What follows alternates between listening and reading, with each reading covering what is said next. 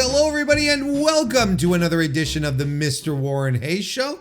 I, of course, am Mr. Warren Hayes, and we are going to go down a path of professional wrestling talk for a couple of hours right here on youtube.com/Mr. Warren Hayes or on your favorite podcast application. Wherever you find the Mr. Warren Hayes Show, you can find me. In fact, you've already found me. You're listening right now, so that immediately means that you know where to find me. So let's go right ahead and, get the usual, leave a like on the video, 5-star reviews on Apple Podcasts, 5-star ratings on Spotify, things out of the way. Let's get the invitation to the Mr. Warren Hayes Show Discord. The link is in the description if you want to come and join us and have some fun talks with some like-minded people, right? Isn't that what Discord is all about? It's tremendous. You can follow me on Blue Sky at MrWarrenHayes.show. I'm right there. So if you want to come just reach out to me out there and say, hey, Warren, how things going? Having a good time today? And I'll say, yeah, I'll probably respond back and say, yeah, I'm having a good time. Unless I'm not. Where then I'll say, no, I'm not having a great day. Well, I probably won't put that burden on you. I probably won't put the burden of me having a bad day on you. I'll probably hanging in there. That's what I'll tell you. Hanging in there. That's what I'll probably respond. That's the thing that I do. I don't want to put my burdens on you. You are here to be entertained and maybe learn a thing or two. Who knows? Who knows? Edutainment is the name of the game here at the Mr. Warren Hayes Show. And there's a lot of that happening tonight. We've got two big reviews up our sleeves. We've got the Saturday night's main event return here from WWE that we're going to be reviewing. New Japan Pro Wrestling Strong Style Evolved show that also happened on December 15, if I'm not mistaken, which is also going to be reviewed. We are going to talk about Tessa Blanchard. We're going to update the Continental Classic. We've got lots of great stuff lined up for you today. Thank you for allowing me into your ear holes. Let's get right to it. To start this one off nice and proper, I would like to have our little weekly Continental Classic update. I do basically 2 of these per week, right? I do these on the Monday show, on the Monday stream, and then on the Dynamite review, which of course is every Thursday right here on the channel or on your favorite podcast application. So I don't think there is anyone out there. I don't think there's anyone out there that covers the Continental Classic like I do. I think I am the purveyor of the best coverage of the Continental Classic, analysis, so on and so forth. Last time I talked about it was indeed on the AEW Dynamite review, which was, like I said, on Thursday, so last Thursday. And we covered mostly Gold League because there were a lot of Gold League matches that were happening there. So if we start by talking about the standings in Gold League, Will Ospreay, Claudio Castagnoli, and Ricochet are all at the top, tied at 6 points.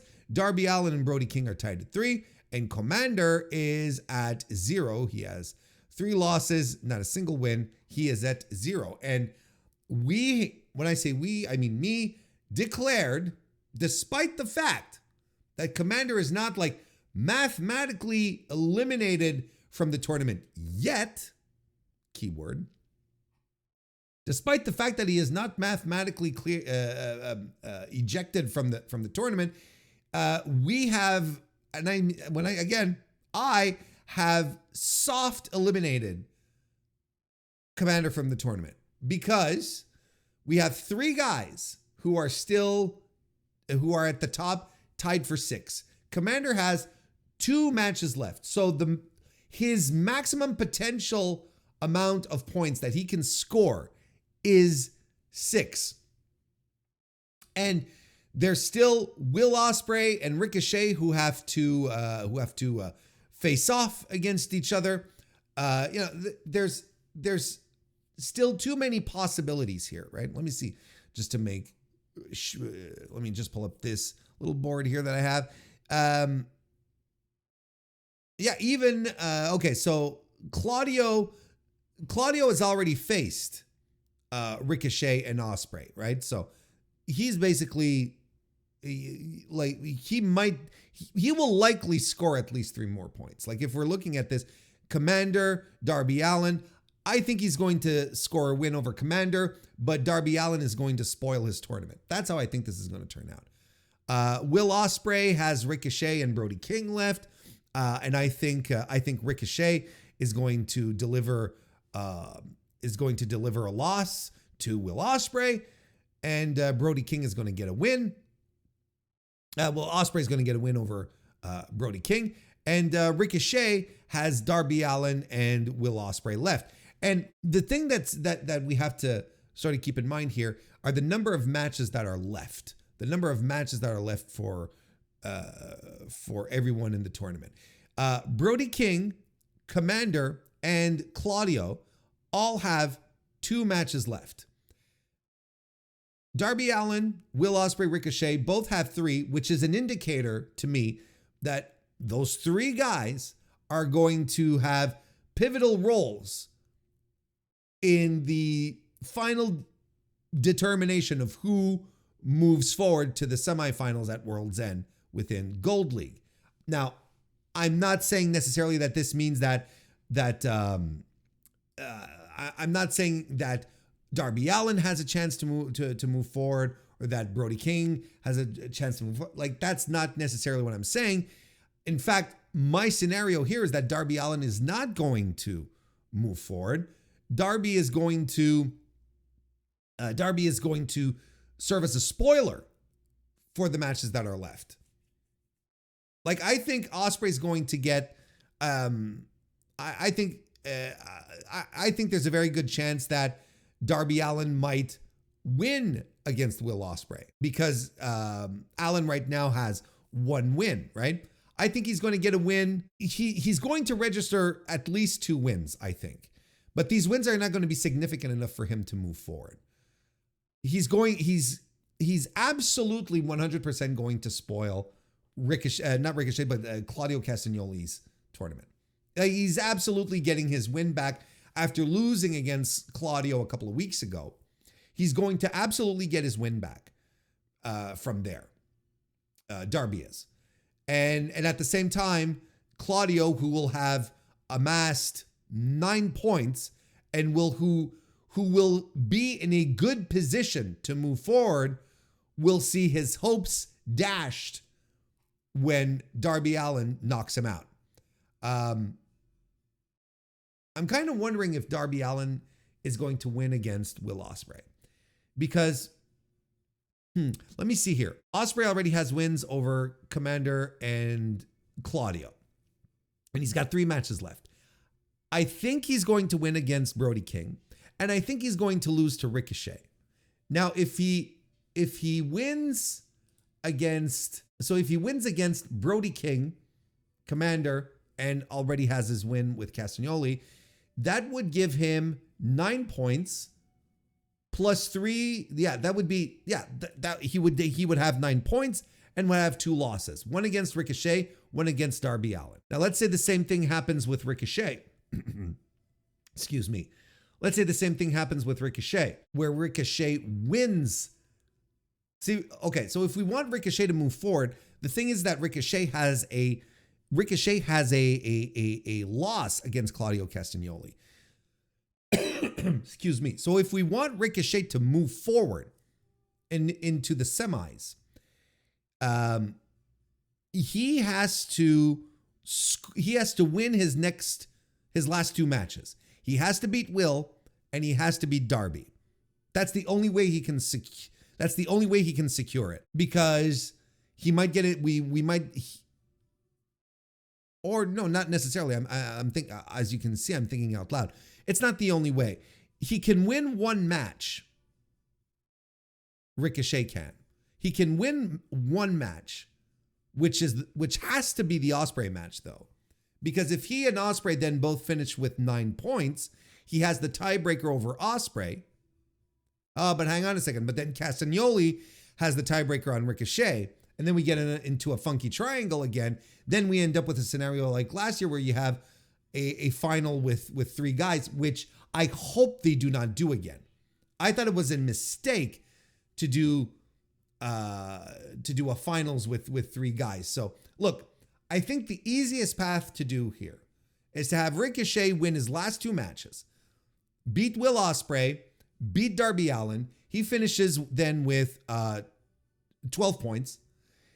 And that will ensure that he will move forward because Claudio will have won against Commander, but again, in my scenario, have lost against Darby Allin.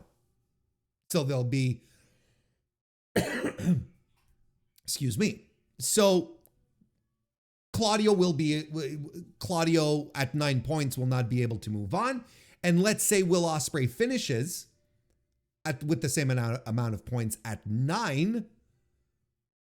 Well, Will Ospreay already holds the tiebreaker, having beat Claudio earlier on in the tournament. So he will have the tiebreaker. So Ospreay will move on if both guys are tied at 9. Darby, in this scenario, Darby cannot make it to 9 points either. He shouldn't. So that means he wins against Claudio, loses against Ricochet, and loses against Ospreay, which will leave him at 6 points, and that's fine. Brody King will probably stay around 6 points, and Commander will be at 0. But there's also other scenarios as well.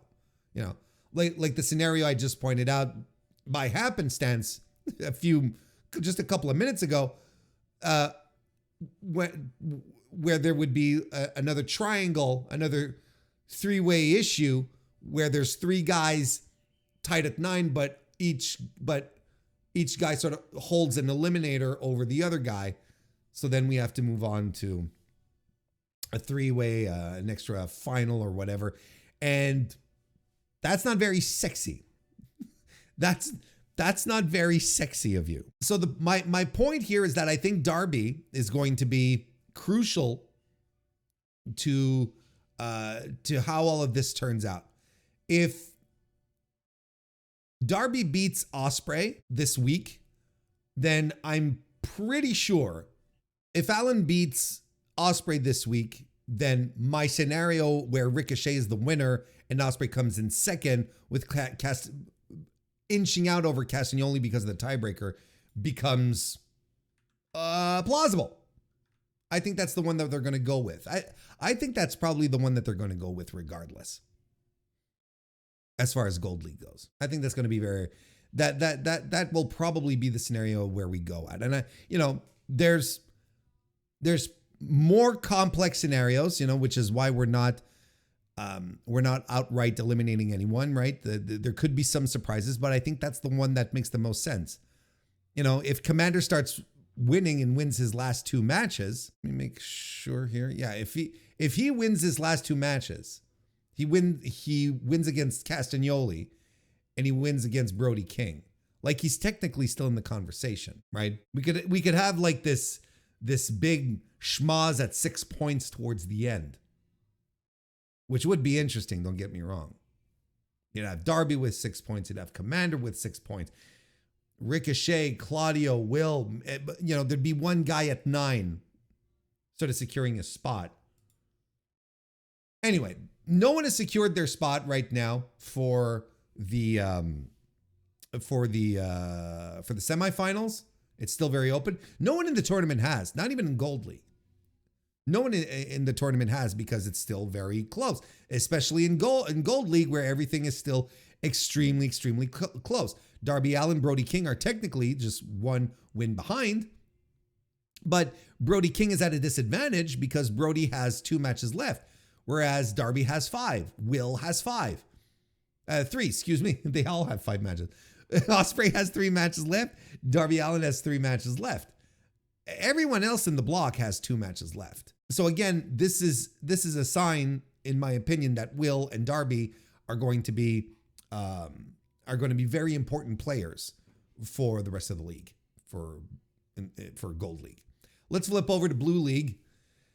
Standings: Kyle Fletcher all the way at the top at 9 points, all alone up there. Kazuchika Okada at 7, Mark Briscoe at 6, Daniel Garcia at 4, Shelton Benjamin at 3, and the Beast Mortos at 0.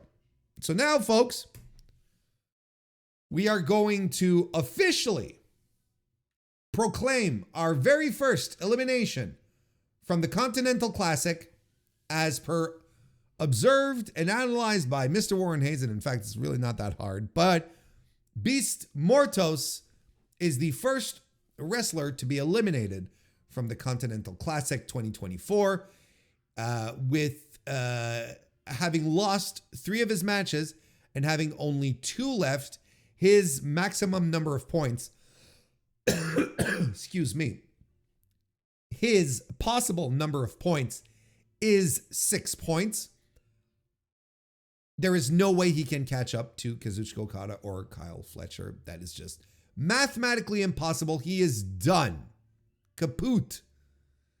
It's not even a soft elimination. He is over. It's still an interesting layout here, nonetheless, because we're very close to the end in there. And here, as opposed to Gold League, most guys are very close to the end, except for Shelton Benjamin.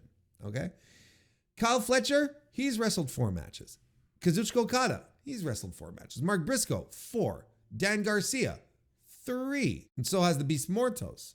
But Shelton Benjamin still only has 2 matches on the board. He's still only got 2. He only has 2 matches on the board. So he has 3 matches to go, which would lead me to believe, that Shelton Benjamin just might be in a position to spoil the broth for someone or 2, maybe even 3 here. Would I be shocked that Shelton Benjamin suddenly decided to run up the field and score 9 points, finish with 12? I wouldn't be surprised, but it would be bold. There's an interesting case to be made for that at this point. But Kyle Fletcher here at the top, let's start with him.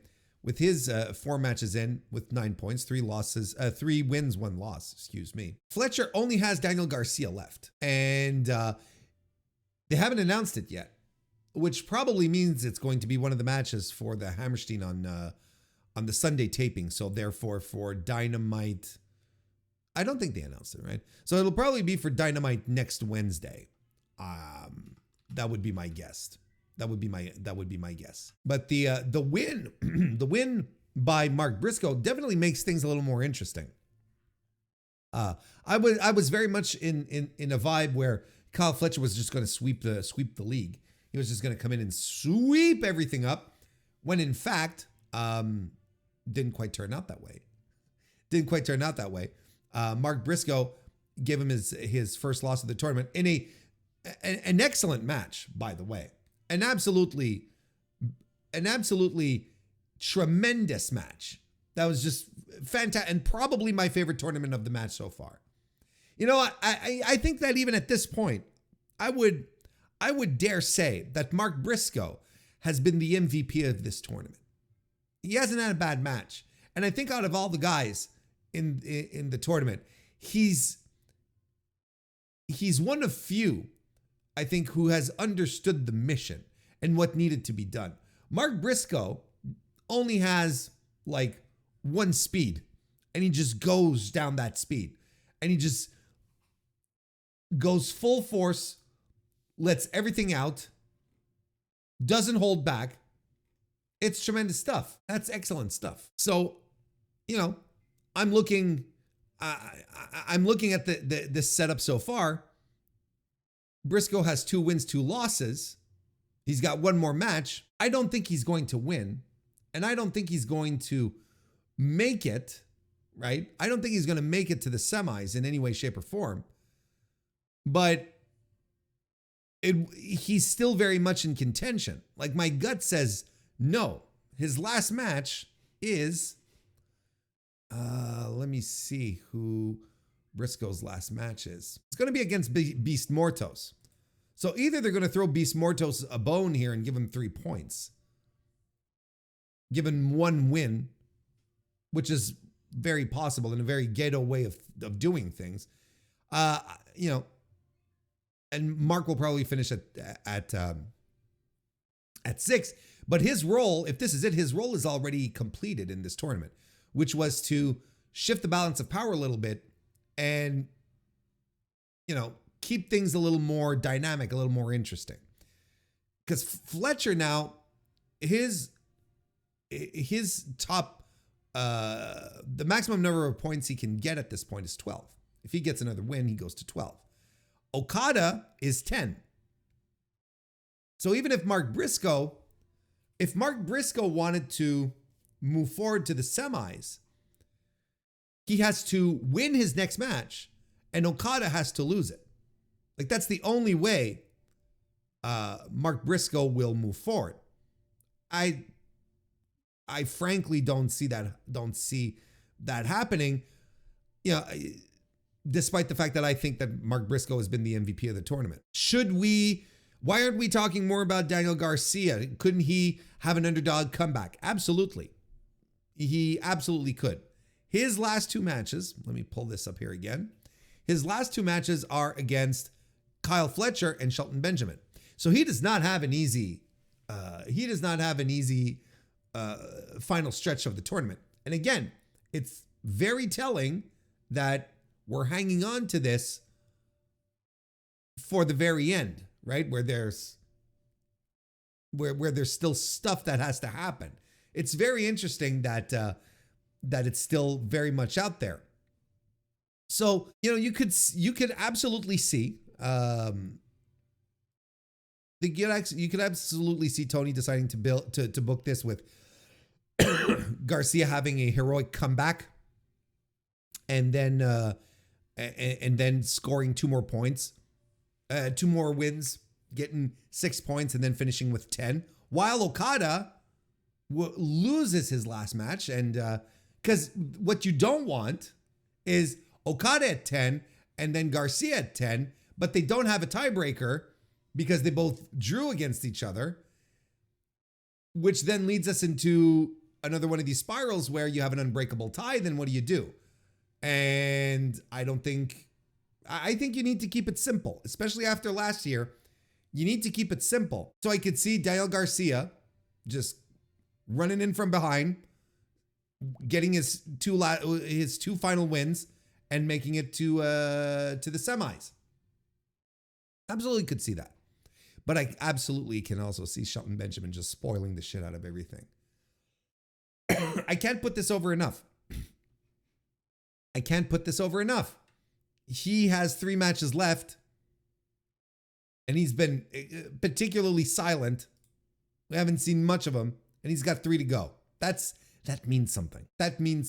So we are very close to declaring, very, very close to declaring that one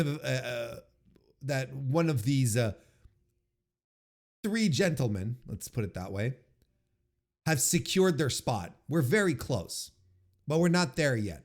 It's still, like, mathematically speaking, it's still very open. There's the possibilities are all still there.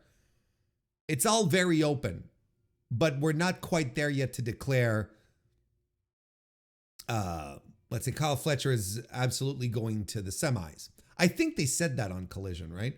Didn't they say that on Collision? Didn't commentary say that? I think they did. They said something to the effect that, oh, Kyle Fletcher has now secured his spot in the semis, but no, he hasn't. He really hasn't. There's still scenarios that he's still vulnerable. He's in the best spot, but he, you know, if he loses his next match, if he wins his next match, he is absolutely going. Like, that's without a shadow of a doubt. He wins his next match, he's going, because even if everyone else wins their matches, they're unable to tie him at 12 points. At 12 points, he's secure. But if he loses his next match, Okada can win his next match and move on. Mark Briscoe can win his next 2 matches and move on. Dan Garcia can win his Mark Briscoe only has 1 match. Wins the next match, and he also will move on. Daniel Garcia can win his next 2 matches and move on. Shelton Benjamin can win his next 3 and move on. Like, you know, I know not all the scenarios are possible, but still, nonetheless, there's still people out there that the point difference is still very close, nonetheless. So we're not ready to eliminate to confirm anyone. despite closing the book on the Beast Mortos and his tournament in 2024, quite unfortunately. Since Dynamite last week, we had the 2 Blue League matches on Collision, which happened. Kazuchika Okada and Beast Mortos was a good little match. I enjoyed it. I gave it 3.5 stars.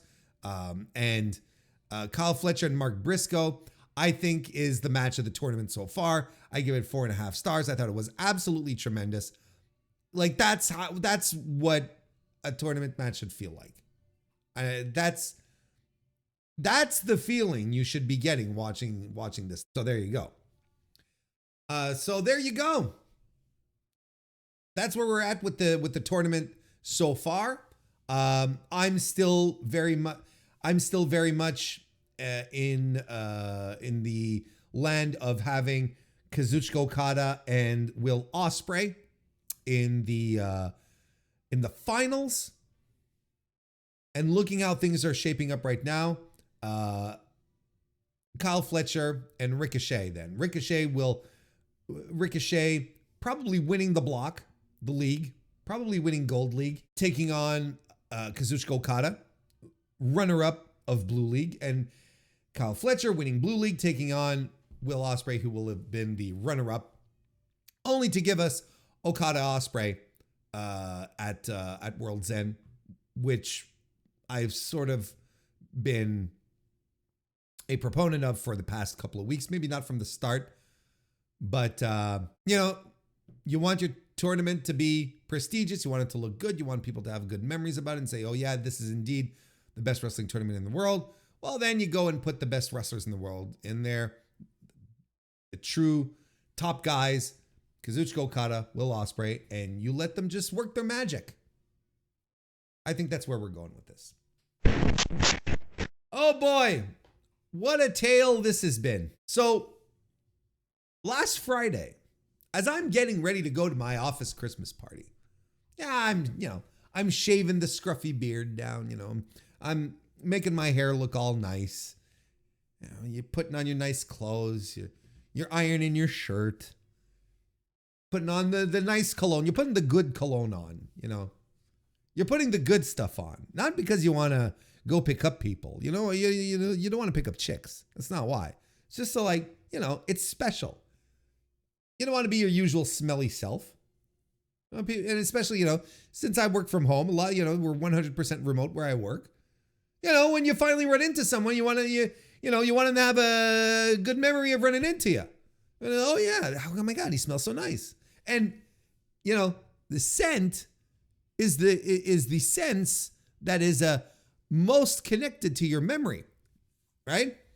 So when people then remember me or like encounter the scent, they will remember me and how debonair I was. Also funny and debonair, witty, funny, debonair. That's what they'll remember because of how I smelled. So as I was getting ready to be witty, funny, and debonair, the triumvirate, actually, the triple threat, rumors started going around that Tessa Blanchard was going to be returning to TNA Wrestling. This is from The Observer on that day. Came out in The Observer. I didn't even read The Observer last week. That's how much I was involved in getting myself ready for my Christmas party. In the new issue of the Wrestling Observer newsletter, Dave Meltzer reports that Blanchard has signed back to TNA and could even be returning to the promotion imminently. TNA is holding its final resolution event in Atlanta tonight with a television taping to follow on Saturday. The belief, this is the quote here from Dave, the belief is Tessa Blanchard has signed here, which explains her not being in CMLL the last few weeks. The belief is that she'll debut in Atlanta, do a quick program with Jordan Grace, with Grace then leaving for WWE when her current contract expires. At least that's the talking point going around. But I was told Blanchard having signed is confirmed. So that was very interesting. And people got upset, of course, because it's Tessa Blanchard. Let's be real. She is polarizing. She is a lightning rod. She does not have she's not a unanimous pick for North American wrestling fans. Broke later on in the day from CMLL themselves that Tessa Blanchard was gone and that the women's tag team titles were vacated. CMLL confirmed on Friday that Blanchard has departed the promotion. The CMLL women's tag team titles, which she held with Juvia, are now vacant with new champions to be crowned set in 2025. It's the second time the titles have been vacated in their short history. Stephanie Vaquer and Zeusis also vacated the belts when Vaquer left CMLL for WWE NXT this summer. Now the difference here is that CMLL, still mentioned her, still talked about her, said, oh yes, mentioned her by name, which CMLL did not do and still has not done and probably will not do when Stephanie Vaquer left, right? Which should come as a good point comparison to when, Stephanie Vaquer was saying that she left the right way. What did she do? She left through the front door as opposed to the back door, which is kind of an expression down in Mexico. When you do business the wrong way, you leave from the back, you leave out the back door instead of going through the front. And she had tweeted out that she left through the front door and, she did business the right way. Where in the meantime, CMLL did not even mention her name after her departure, just said that her titles had been vacated and so on and so forth, but never mentioned her. Took her likeness off of the banners in Arena Coliseo. Like, I don't think that sort of stuff happens when you do business the right way. And look at how Tessa Blanchard is leaving. Tessa clearly did things the right way because, even CMLL put out the statement saying that she was gone, and I think they even wished her good luck. Do we have the statement? I didn't prepare the statement here. But we had all of this put together for old Tessa. She clearly did things the right way. At the very least, the contrast should confirm that however Stephanie Vaquer decided to hit the bricks from CMLL, it was not well received by those in charge. So on Friday, she was gone. And then on Saturday, no, still on Friday. This is all on the same day. Thought this was on Friday. Tessa Blanchard returned to TNA at Final Resolution and appeared during Jordynne Grace's match with Rosemary. She came in masked, attacked Grace to give her the DQ win. Later, she briefly chatted with Gia Miller about a return and then pie-faced the backstage interviewer before leaving. Should we take a look at this? Gia Miller's trying to find out what's going on backstage. She's been dispatched. Tessa, please. Why did you just attack Jordynne Grace? What was that all about? Attack? I just reminded her and everybody else whose name this company was built on. Tessa Blanchard is back, and I'm taking what's mine. Oh my God! Did she ever give it back? Like, I'm taking what's mine, but did she ever give it back? Like, that was the thing, right? That's why she got fired, right? That's why Tessa Blanchard got fired in the first place. There seems to be some misconception out there. Excuse me. There seems to be some misconception out there that Tessa was fired because of the alleged racism, and her bad behavior, the bullying and all that, all these allegations. But no, she left because she left with the title, the TNA World Championship, and she basically was holding it hostage, holding it and holding up the company for more money. She was trying to pull Jeff Jarrett. She was trying to pull an Ultimate Warrior. What did TNA do? They said, okay, well, hit the bricks, lady. Sayonara, sister. You don't have to return the belt. we'll make another one. So, I don't even know if, she said, I'm here to take back what's mine. That's why I'm saying. I think you still might have it, Tessa. Check your bags. She wanted to work both CMLL and TNA. Did she? Did she? Wait, what do you mean? She wanted to work, like as in a wrestling work them both, or she wanted to work for both? I'm not quite sure what I'm not quite sure what you mean. I never heard that she wanted to work for CMLL before leaving TNA. Because Mexico deals with things very differently than here. There's a lot of things that happen that don't have the same weight. There's a lot of things that happen here that don't carry any weight, I should say, over down yonder in Mexico. So that's why, maybe someone like Tessa who ends up being, blacklisted, ostracized at the very least. I don't know if she was blacklisted, clearly not, but ostracized. She can go off and do her thing and no one really cares. Who's the other guy? Who's the other Me Too guy? Travis Banks, right?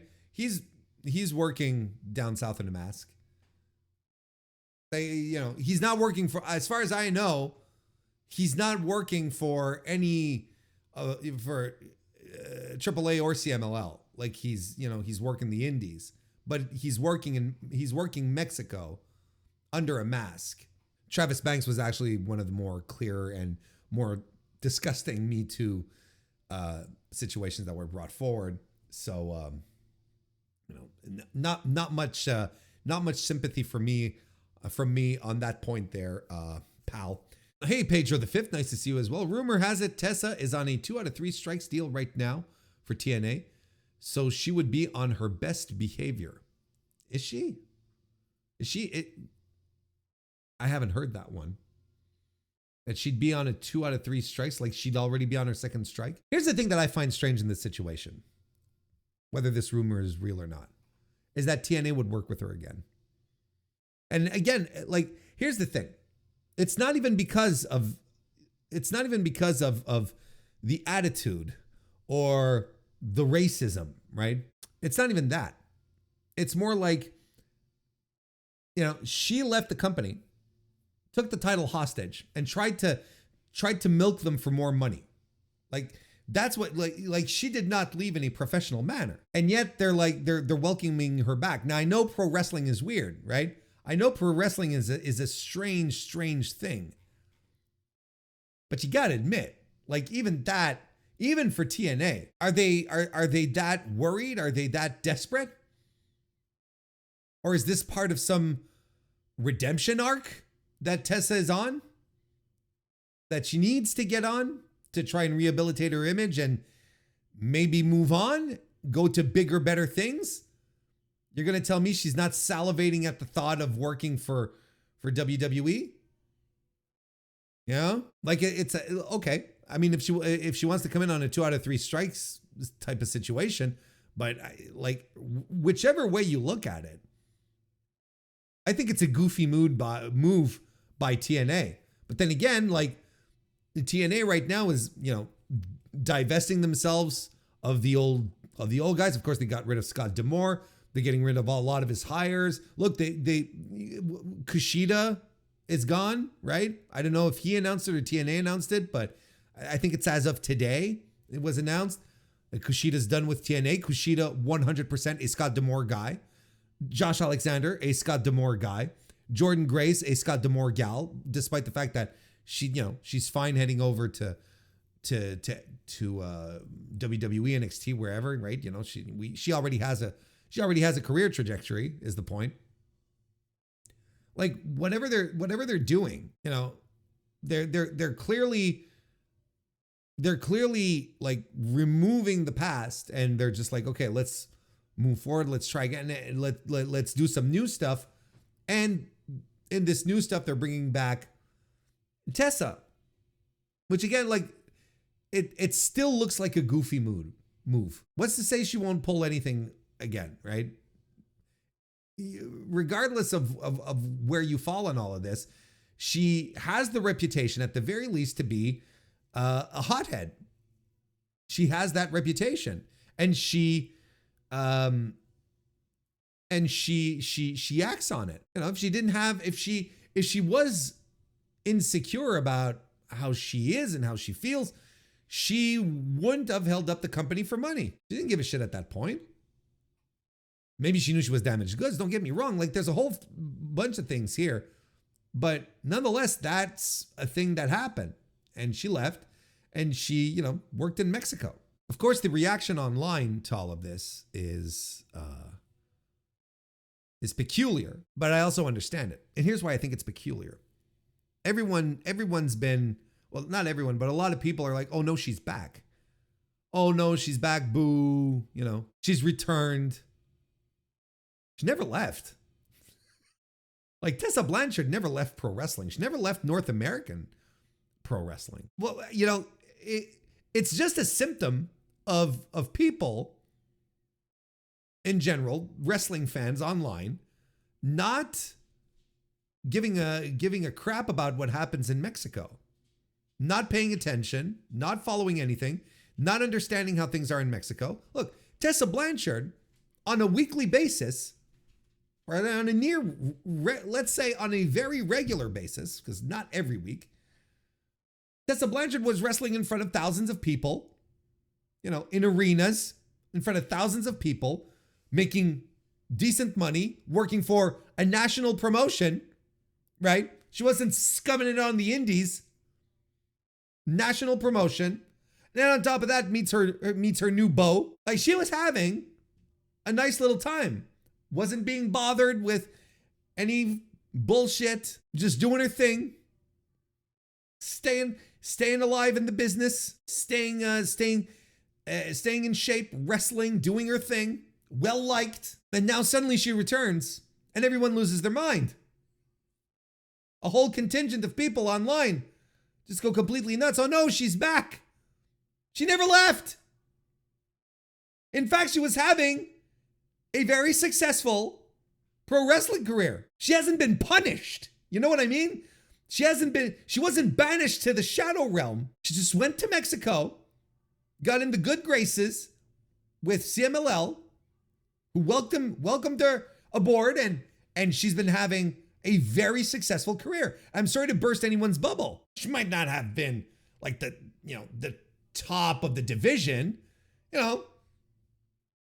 might not have been at the tippy top, and the money that you make working for CMLL is nothing compared to the American contracts that you can make with WWE and AEW. Like, you know what I mean? But like I said, it's not as if she was scrounging for bucks. It's not as if she was, begging for bookings. She wasn't going on social media, throwing out her booking address, everywhere, just trying to get. No, she's fine. She's been fine all these years. She's been fine all these years. So, the outrage that followed here, I thought was extremely curious. But then again, I also was like, well, of course, no one pays attention to Lucha Libre, right? No one pays attention to what goes on in Mexico. So then, she's just been out of sight, out of mind, without anyone realizing that things have been going her way. And, like Kristen points out in the chat, it's not as if TNA is rolling in the cash either. Sure. But let's say she's making, excuse me, I have no idea what these finances look like. Like, no idea. But let's assume, let's just, for the sake of the argument, let's create a hypothetical here. Let's say TNA is able to provide salary on par with what Tessa's making in CMLL. Why wouldn't she give it a try? Why wouldn't she come back? She's making the same amount of cash. Anything close to equivalent. You come back. You've been doing it regardless. So you come back. You start doing your thing. And of course, as Chad also pointed out, she's crossing her fingers going, man, I hope the WWE takes notice. I hope the WWE takes notice. And I know there's a lot of fans who hope that she doesn't go forward, that nothing happens to her, right? and that, and, you know, and that she'll that this is how far she'll get in her career or whatever, right? But let's be honest with each other. Let's be brutally honest with each other here. And I want to make sure that you understand that I am not trying to defend Tessa Blanchard. I have no reason to defend Tessa Blanchard. I don't know this person. I don't stick my neck out for people I don't know. I don't know who she is. All I'm basing myself on is, you know, observable facts, observable observations, thoughts, some analysis, putting things together, right? Let's be real here. If Tessa Blanchard ended up in WWE, no one in the WWE fan base would care. No one in WWE would care about her alleged racist incidents, the bullying, the bad attitude, the holding TNA up for money. They wouldn't care.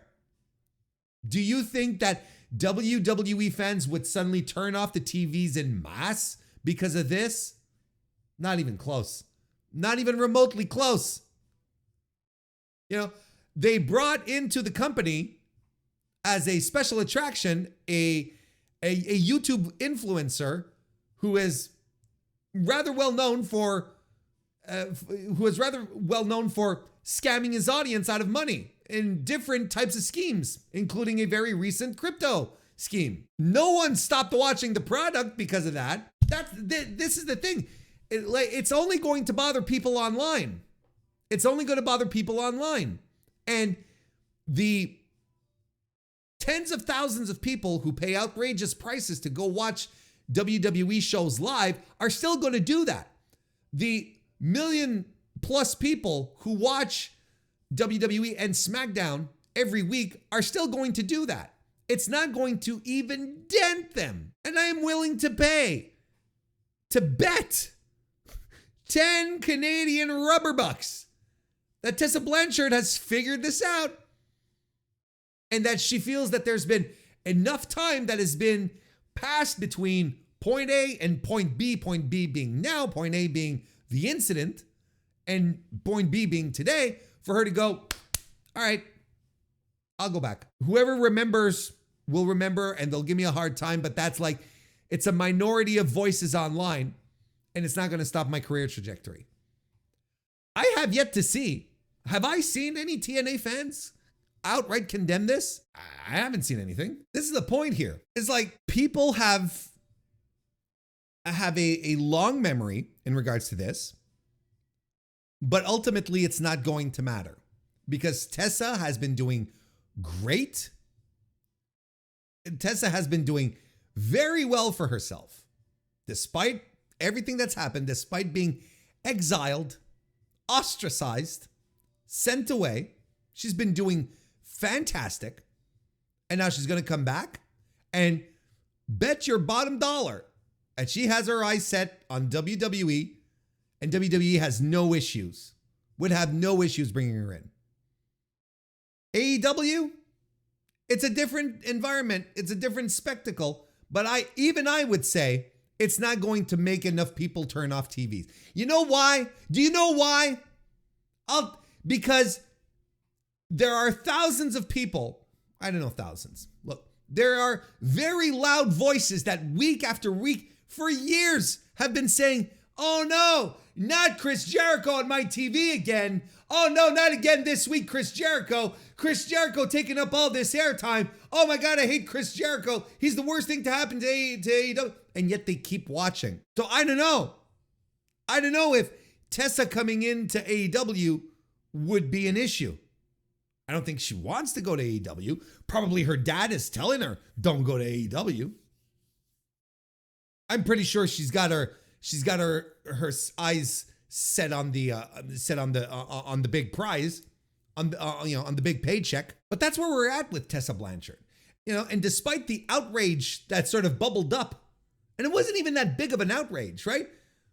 It wasn't even that substantial. It was more like a lot of the reactions that we got in the chat tonight when we were talking about it. It's like LOL TNA, right?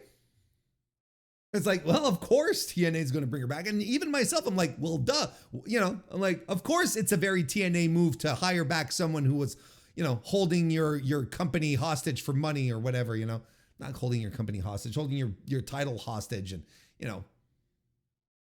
of course you're going to bring that person back, right? But the outrage wasn't even that huge. Why is that? Maybe some of the people who were really invested in pro wrestling at the time, who were super pissed off at Tessa's actions, maybe they just all moved on to something else. Maybe they don't watch pro wrestling anymore. Maybe they don't give a shit anymore. Or maybe, just maybe, some people are realizing that it doesn't matter. And it just doesn't matter. That she's going to come in, she's going to do her thing, and it's TNA, and eventually she's going to want to move up. She's going to want to go to WWE, and that's probably exactly what's going to happen. And it's not going to change a single thing. She's not going to have an impact, pun unintended. She's not going to have an impact on their ratings, positively or negatively. She's not going to have an impact on attendance. She's just going to be another body that they might be able to transform into a star eventually, but not from the get-go. There's not going to be, tons of people. It's not going to be Cody Rhodes going into WWE kind of situation is what I'm trying to say. If we didn't get thousands upon thousands, hundreds of thousands of AEW fans to switch over to WWE because Jade Cargill moved over, and Jade is arguably a bigger star presence than Tessa Blanchard ever was. If that didn't happen, well, it has to be someone pretty special to dent ratings in any way. It's all very silly. And, I just hope you, as my A+ audience of this D-list podcast, I hope you all realize the same thing, that, it's a goofy move by TNA. Tessa has not been in purgatory somewhere. She's been doing very well, having a nice regular job pro wrestling for a national promotion. And her coming back is par for the course. It's not going to change a thing. TNA fans are not going to stop watching. It's not going to be this great purge. There's not going to be boycott TNA movements or any bullshit like that. It's all going to be what's next for Tessa in her upward trajectory. She just had to start over and rebuild. That's all. And you know what? Here's the thing. Here's the thing. I like to think people can change. Maybe she has changed. I think a public, statement, an apology, a sort of, something to show contrition on a public level would go a long way, a tremendously long way in her career. I really do think that. Have a nice little sit-down interview, address the allegations, show contrition, apologize, and then everyone can begin to heal, right? I can understand why some people still might hold the grudge.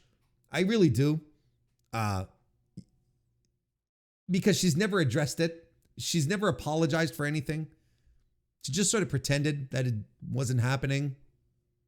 She hinted at it, right, in that post-match promo that she did after winning the TNA championship. She sort of alluded to it, but never directly. And I think an apology can go a long way. I think an apology can go a long way if she just wants to move on without ever having to address these over and over and over and over again. Why don't we talk about WWE Saturday night's main event? Hey, on top of that, why don't we review it? Why don't we do that? WWE going back to Saturday nights on NBC, just like back in the day with its Saturday night NBC flagship show. I'm old enough to, of course I am. I'm always, this should come to the shock of no one. I am old enough to remember watching this Saturday night's main event myself. 1985, I believe, is when they started doing this. I would have been 11 at that point. I recall like getting special permission to stay up late to watch the wrestling on Saturday night. And the one thing that I found really cool when I was a kid, and living in a market where WWE didn't come all that often, they'd come, but not all that often.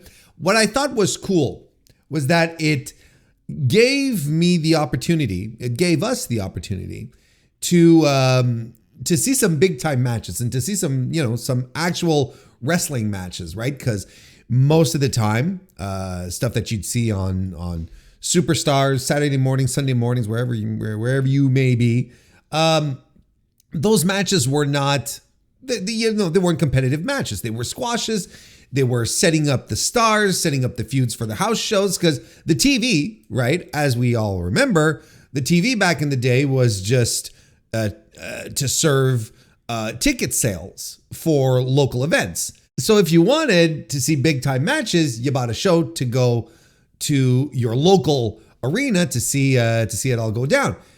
But this allowed us to get some actual big time matches on TV without having to buy a ticket, without having to go anywhere.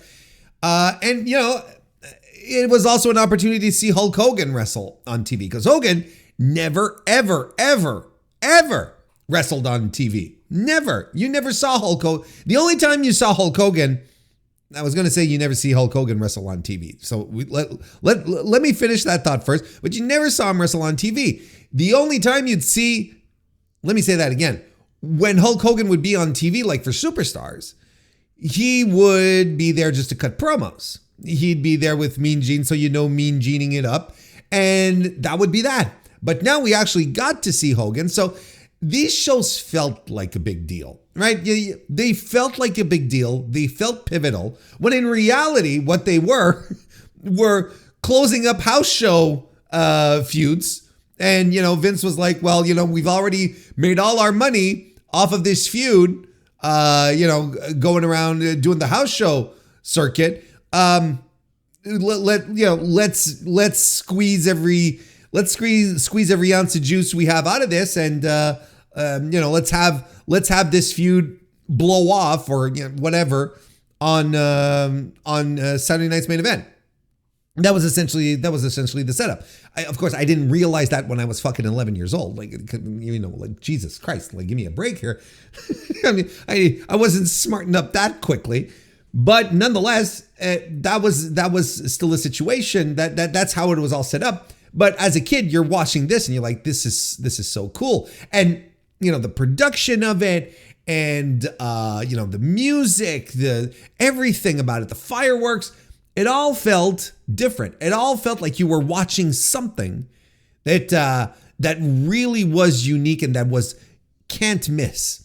And most of the matches really do feel that way. And I had from back in the day, right? They may not be like these legendary all-timer matches, but a Hulk Hogan and Paul Orndorff in a cage. I mean, that was pretty tremendous to be able to see as a kid. You had the Randy Savage, Bret Hart heel versus heel match. I remember the Ricky Steamboat, Jake Roberts, Snake Pit match as well. All sorts of little things close. The Mega Powers, of course, the Mega Powers coming together, and then of course later on, exploding. Coming apart at the seams. You have all these things that are stuck in your head as a kid. These are the things that you carry around. And I think that's what a lot of the nostalgia comes from. Like even to this day, whenever I hear, the opening to Obsession, even to this day, I still have the flashes of, the graphics of wrestlers and the Saturday night main event and then when it sort of leads off into the first few lines of the song, I'm still expecting to hear Vince McMahon and a crowd cheering behind him. That's the kind of stuff that this event taps into, right? That's what they were truly indeed going for. It was the nostalgia, and they made a lot of hints. They made a lot of hints and promised that they were going to go down that route, that it was going to look and feel. And for as much as and I think they did it as much as they could in a modern setting, because you can't reproduce the exact same setup. You just can't. And fans don't react the same way as well. Like it's just completely different. But, you know, the way they said it, no, huge video wall. God, that's refreshing. Like, let's be real. That's very refreshing. Coming through the audience, gated off, with very, very, very, very narrow path to the ring, and I thought that was really tremendous. Like, I thought that actually was a lot, that was cool. How the fireworks went off and so on. I was like, okay, like this is a fun, very different, refreshing presentation. And I don't know if it pulled at my nostalgia, because here's the thing. It's like, as much as I have fond memories of, as much as I have fond memories about the Saturday Night's Main Event show when I was a kid, nostalgia is not what powers me necessarily today. I will remember things fondly, but I'm also very much the type of guy to say, well, sometimes it's just best to leave the memories alone. We don't have to revisit everything from back in the day. Sometimes it truly is better off that you just stay with that feeling instead of, trying to recapture that feeling, especially in pro wrestling, where nostalgia is prevalent, and not just prevalent among fans, but among workers themselves.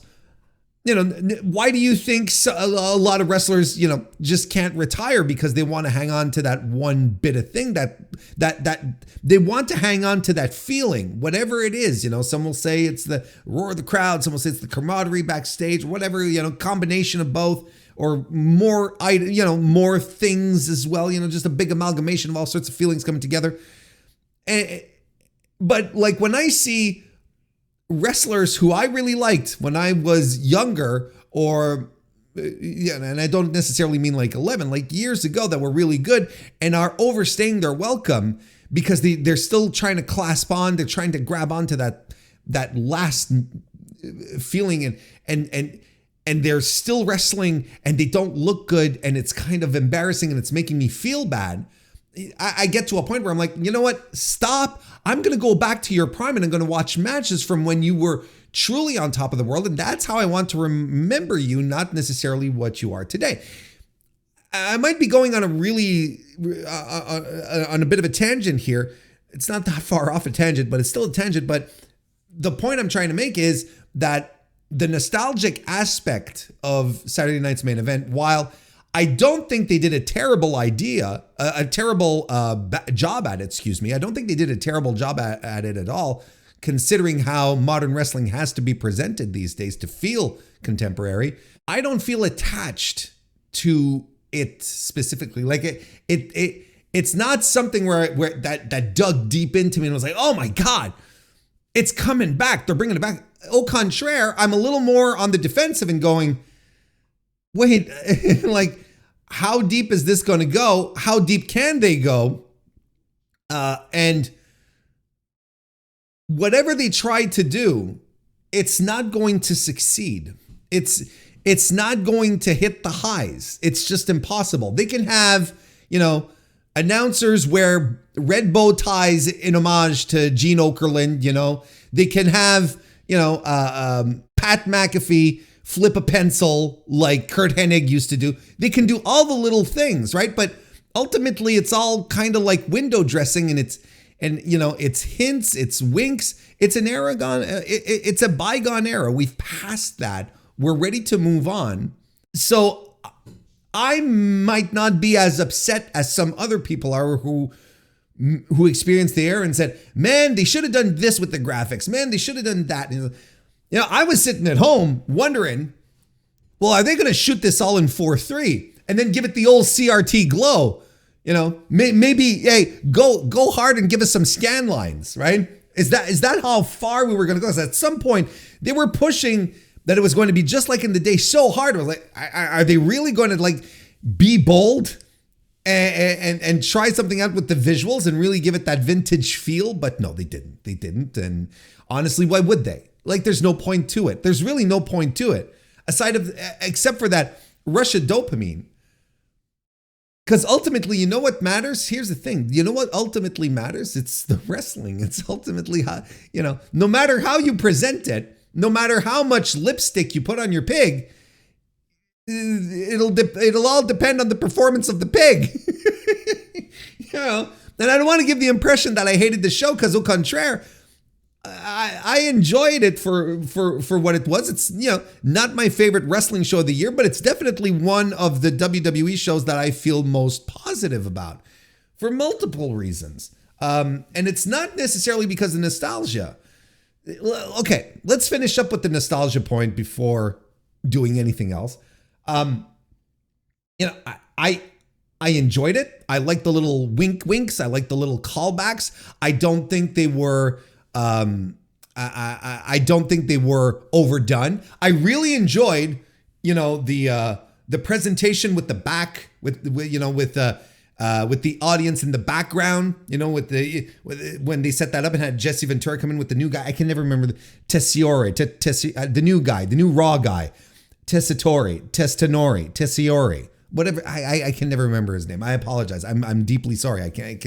I don't watch Raw, and he never calls the pay-per-views, so I don't know who he is. Like, I don't remember his name, but I thought he did a good job. I think I actually thought he had a voice that was very reminiscent of the time, like his delivery, his just the tone of his voice was very good. Ventura was there as well, and so I'm like, okay, I like these little callbacks, and I like this set. I'm appreciative that they didn't do the video wall. Don't get me wrong. I think the video wall is stupid, and I don't like the video wall, and I really don't. I think it's kind of dumb. I think it's kind of lazy. It might be super spectacular, but it's kind of lazy. Doesn't add anything. It's just, it's soulless. It's just, because as I've often said, if the video wall wasn't just to project your high octane PowerPoint presentation of, wrestler name and, and some, motion, some motion design and sparkles or whatever, then I'd be like, all right, that's fine. If it was anything else than that would be more interesting. Give me some some footage, some dynamic use of it, but it's just very, very simple, very contrived. It's not, it's not cool. So, them using not using the video wallet, actually, I thought was really cool. The fireworks and all. It felt good. Like it felt like I was about to watch a good wrestling show, and that was fun. And again, like I'm not enraptured. I wasn't like overtaken by nostalgia. Look, I don't know. I think I'm a guy who just is, I move on from things, right? I just move on. I will have a soft spot in my heart for a lot of things that were very formative for me throughout the years. WWF, and especially that type of presentation. Star Wars, that was a huge impact when I was a kid. Transformers is the same thing. Then, a little later on, different types of music and bands and, these films where you're like, okay, and you remember these movies and you keep them in these movies, all these pieces of entertainment, of art, you just hang on to them. They stay impregnated in you. They not impregnated. They stay imprinted in your brain, and in your heart. So you recall them fondly, but I don't have to go back and revisit them. I don't have to relive them. That moment has passed, and you'll never catch that lightning in a bottle again. It's kind of like that old expression where, you try to put the toothpaste back in the tube.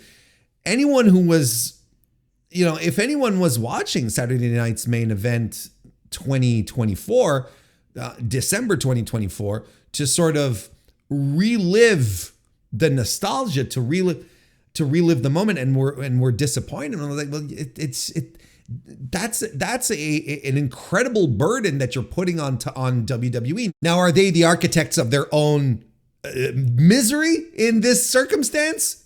Yes, absolutely. Towards fans who are unhappy. Yeah. They absolutely brought it on themselves. But that's also what pro wrestling is. And quite frankly, I prefer WWE go back to revisit its history as opposed to trying to just like always squirrel it away and forget about it, you know?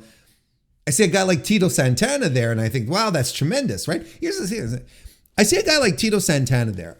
And Tito Santana was a big babyface when I was a kid. He was the Intercontinental Champion for a long time. And you sort of like Tito Santana. Everyone liked Tito Santana. But the modern day kid watching this guy, like, has no idea who it is. You want to pluck onto some nostalgia. You want to do something great. You know, you pull up Tito Santana, you say he's in the audience, and you have him stand and wave. And then like for, a 10-second, 15-second break or whatever, you just show some footage, some big time highlights.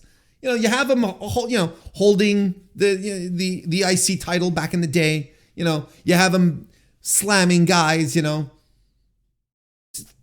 cares? Just do something. Same thing with Jimmy Hart. Have him running around the ring.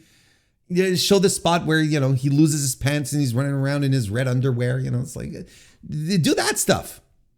Like, remind us who these people are. Like Greg Valentine. I'm sorry to say, Coco Beware.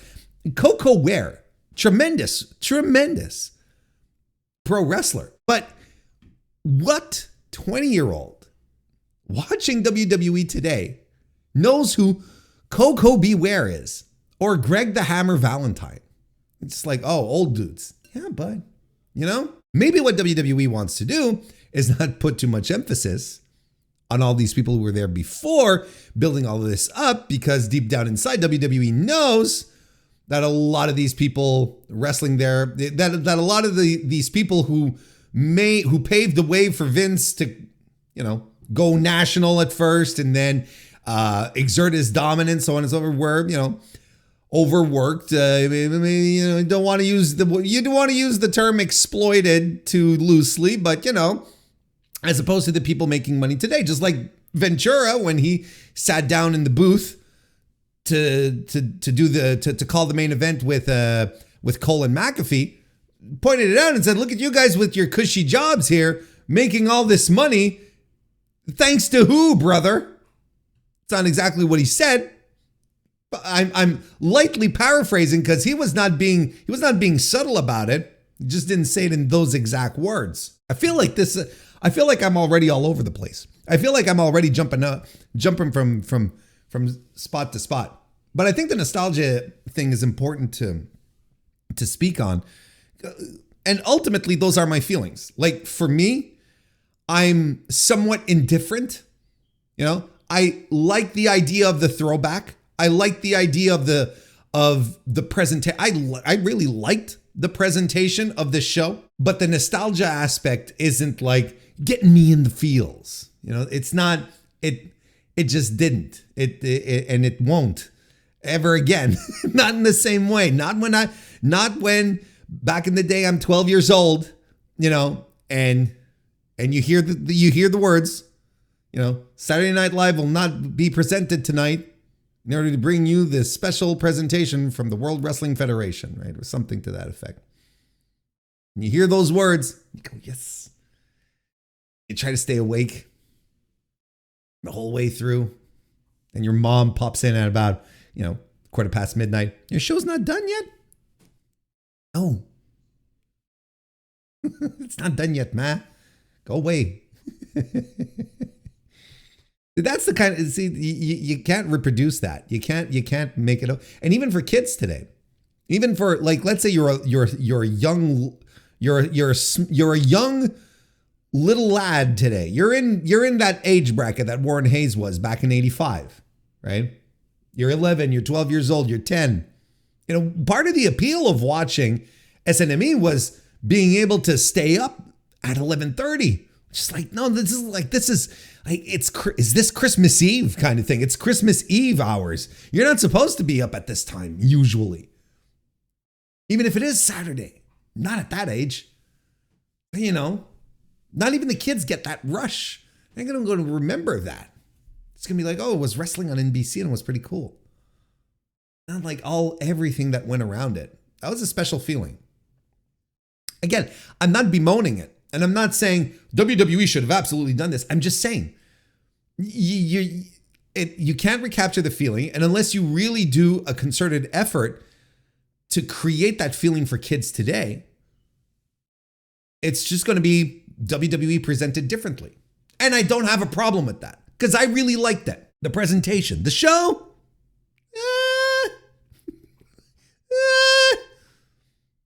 show was fine. Why don't we talk? Can't find my mouse. Well, Campbell, why don't we talk business before we do anything else? This, of course, took place on December 14, 2024. I am recording this on the 15th, by the way, on the Sunday, at the Nassau Veterans Memorial Coliseum in Uniondale, New York. According to WrestleTix, the last update was from yesterday. This was practically they practically sold out the arena for the setup that they had made for the show. This is not the final count. This is the last update we got.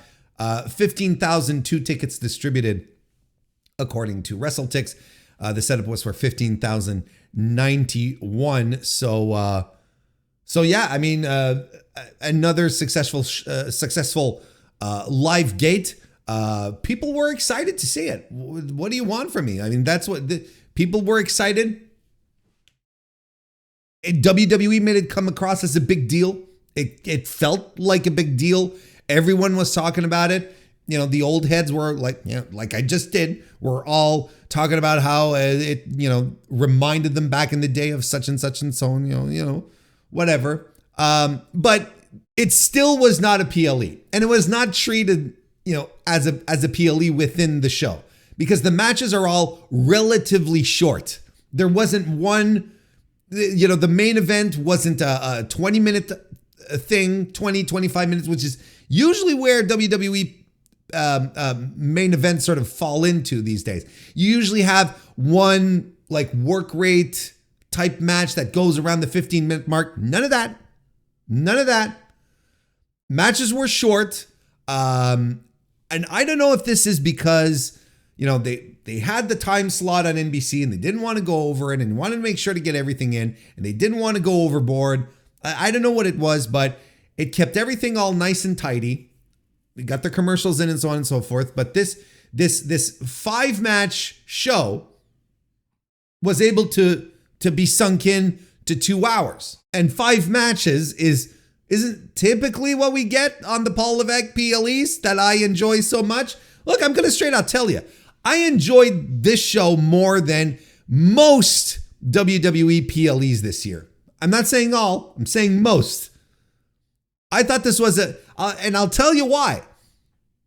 Because they were able to keep the bullshit at the basest of minimums, the barest of minimums. Like, I don't even remember anything like bullshit wise that really annoyed me outside maybe some outside interference in a couple of matches. But, there was no, long interviews. There was no like interminable entrances.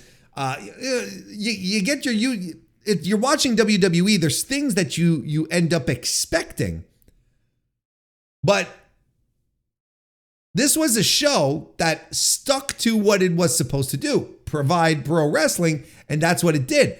I watched a 2-hour wrestling show, a 2-hour television wrestling show, and I didn't hate it. I thought it flew by. Hey, listen, I even watched it. Look, I watched it the next day. I watched it today. I didn't watch it live last night. I watched it today, so on demand on the Peacock. And here's the great thing. That meant I didn't watch a single commercial. So that 2 hour or so runtime, was brought all the way down to a highly manageable 1 hour, 36 minutes. Like 90 minutes to go through the show. Sure. And nothing was overwrought. The matches never really had time to get into the territory where you're like, why is this still going kind of thing? Why are we still doing this? Or, you know, or didn't have the time to have in-ring monologues because you had to hit your times. Yeah. Like this felt well put together, some good wrestling overall. Like, you know, if I want to paint a paintbrush, fine wrestling and some good wrestling and some fine wrestling, you know, but nothing that stunk. Like nothing where you're like, I'm losing my time here. I didn't have time to get bored. And it kind of goes to what I typically say, or at least what I've been saying a couple of times recently. And it sort of goes with what I sometimes say is that if WWE ever figures out that they can do the sports entertainment, but also in a way that provides a good pro wrestling experience, they're going to be unstoppable. Like they, you know, some would argue they already are unstoppable, but then that's a way to drag people back into the fold like me. I'm not saying that's all they need to do. Like that's the only thing, but you know, no bullshit, just entrances, wrestling, and then you hit the bricks. Clean finishes on top of that. Not every match again, but you get your clean finishes and you're like, oh, damn. All right, this is good. Like lots of good stuff. If they ever figure out that all they need to do to be different and to reclaim everything so that no one needs to go seek wrestling anywhere else is to actually provide a pro wrestling show. There'll be no need for anything else. I'm on Cage Match right now, by the way. And it would appear as though the inmates did not enjoy the Saturday night's main event. It's currently standing at a 5.85 rating, the show, out of 10, which I feel is kind of surprising. Which really means that, you know, either the WWE universe didn't show up to rate this match on Cage Match, or they did and they all sort of shrugged their shoulders. They probably didn't because, you know, there's only 86 people who voted. So probably the WWE universe didn't turn up like they do for like NXT, and then next thing you know, you have an Ethan Page match, which is ranked at one of the top 10 matches of all time or whatever. I'm a little surprised. I'm surprised at some of the ratings here. I'm surprised at how different my vibes about a lot of these matches are in comparison to the ratings as well. But I feel good about my ratings. I feel good about them. I feel good about how I feel about the show. And I am going to be saying things during this review that might shock and surprise you. That might shock and surprise you. Should have said this from the start. Should have said this at the start of the review. Stay tuned. Listen to the entire review because there will be things said that may shock and surprise you. Hell of a selling point instead of talking about nostalgia. Jesus Christ. What's wrong with me? So yeah, look, the show starts, you see the whole thing, you get the Obsession theme song, which, you know, that was a must have, right? And then you see some footage from old Saturday night main events. They didn't bring anything back they didn't show anything from the revival of the mid 2000s, right? I just thought of that. So even in their own history, like they're proof again, like they're washing away some stuff that happened with the Saturday night. We didn't see any John Cena or anything like that, right? I don't recall, right? And they had like I said, we had talked about the setup. They had the referees, right? The referees with the blue shirts and the bow ties, which I thought was also a nice touch. I liked Pat McAfee's line talking about Charles Robinson, saying that he has that shirt. He just had to pull that shirt out of his wardrobe, out of his closet, which I thought that was pretty funny.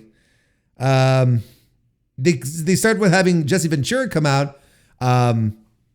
And they did not have the noise meter out for that one. I'll tell you what. They didn't have the little noise meter show up. They have the red, white, and blue ropes too. You know, like like I said, you know, they're hitting all the notes. It's all a lot of window dressing, but that's, you know, this is what WWE excels at. This is what WWE excels at. Presentation, look and feel, the veneer. They're very good at the veneer. They know how, you know, maybe the house isn't built as strongly or as competently as, you know, somewhere as somewhere else, but the veneer is beautiful. Your house looks like $1 million, even if, you know, it's not exactly the best craftsmanship that put it together, if you know what I'm talking about. And the first match that we got was Drew McIntyre defeating Sami Zayn. It starts before the bell because these guys they don't like each other. They're in a bit of a blood feud. Well, not a blood feud. They just don't like each other. And the story, for what I'm understanding, is that Drew is going after former members of the bloodline because he doesn't like them. And okay, it all comes back to the bloodline. It's fine. There was some fun stuff here. Springboard moonsault by Sami. Drew McIntyre throws Sami over the commentary table and then he gets in control. Spinebuster and a set-out powerbomb in the ring follow. Sunset flip bomb by Sami, who also lands a blue thunderbomb for a near fall. But McIntyre baits Zayn into a Claymore kick for the win. And the crowd was really into it. I thought it did this match a great service. You can tell both guys were into it.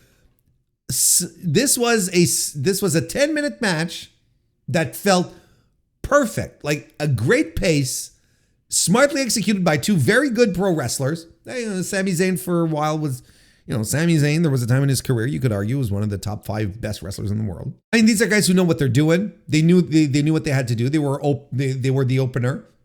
Just went in and kicked some ass. And they kicked ass. I thought this was quite good. I gave it 3.25 stars.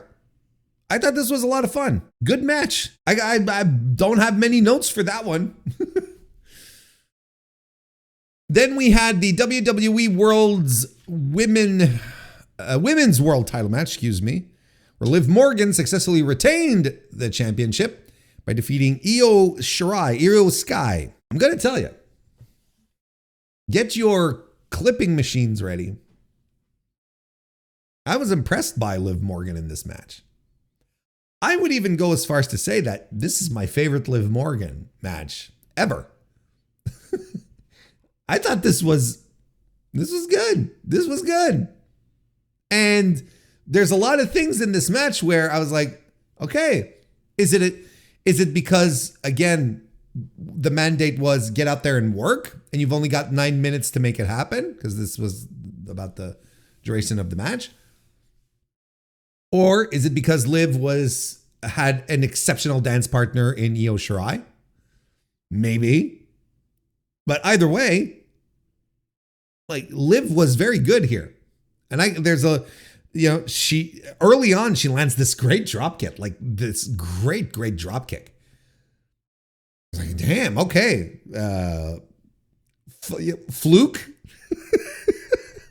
But no, it was not a fluke. Springboard moonsault by Io Shirai. She's doing a lot of springboards, Io, in this match. Dives to the floor, springboard missile drop kick. Codebreaker by Liv Morgan, which was really good. There were 3 Germans, then followed up by Io Shirai. And like I said, she's doing a lot of springboards, Io is, and she slips on one. And here's one of the reasons why I'm like, damn, okay. Like, Liv is selling. She's doing a very good job. Her offense looks good. And then Io slips off of a springboard, right? She goes for the springboard, but she slips off and lands on her feet. So what does Liv do? She runs right in and does a lung blower, which was probably the spot that she was supposed to do. Catch Io, out of the air into a lung blower. That's what I'm assuming. But Liv, defying all, usual expectations that you have watching WWE matches where everything is so, precise and this is what you do and follow the script of the match in the ring. She recuperated this wonderfully. I was like, okay, I was actually impressed. Now you'll say, Warren, you were impressed, but you really don't like her usually. So, and I'm like, yeah, when the bar's in the dirt, but nonetheless, I'm watching this and I'm like, okay, Liv knows what she's doing here. Like it's this really all of that much of a dance partner situation where she's like, oh no, let me say that again. I cannot just throw this away as if she has this great dance partner and that's what's elevating her. Not when she's being this reactive and making sure that she connects on her offense and making sure that the flow of the match is not interrupted because someone flubs. That's, that's ring general shit. That's like smart. That's now, are we going to keep seeing that? Is this like the turning point in Liv Morgan's career where she becomes like the super worker? I don't think so. I'm tempering my expectations nonetheless, but on this night, on this Saturday night's main event, damn, that was great. I was impressed. Oblivion for the win here. Oh God, and Liv eats a Christ. She eats a skull cracking knee right to the face. I'm like, wait a second. Why are we? What's going on here? Why are we stiffing each other? What's happening here? Did something happen? It's like Io's going around, kneeing Liv in the face like she owes her money.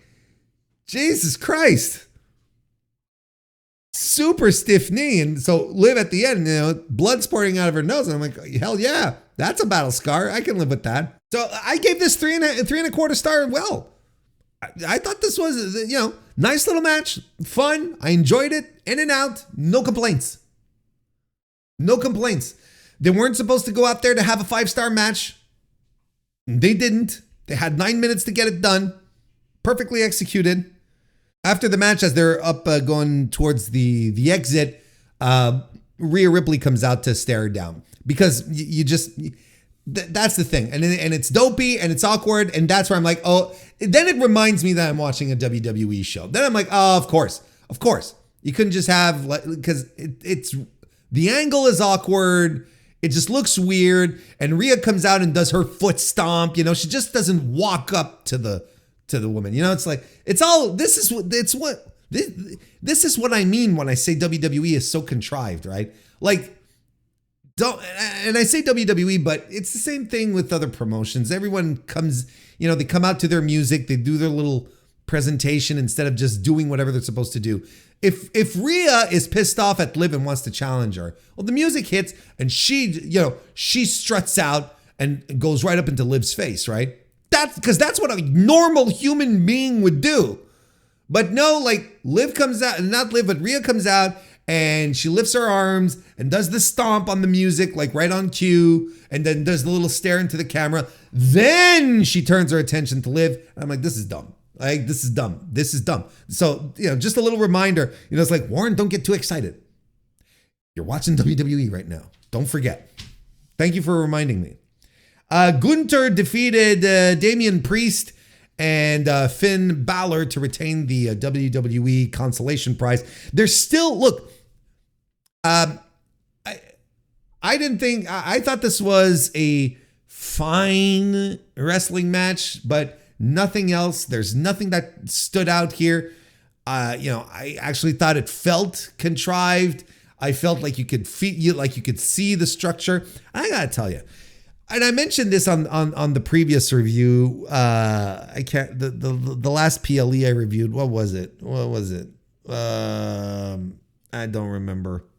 It was the one, not the Saudi show. The one just last November, Survivor Series. God damn. God.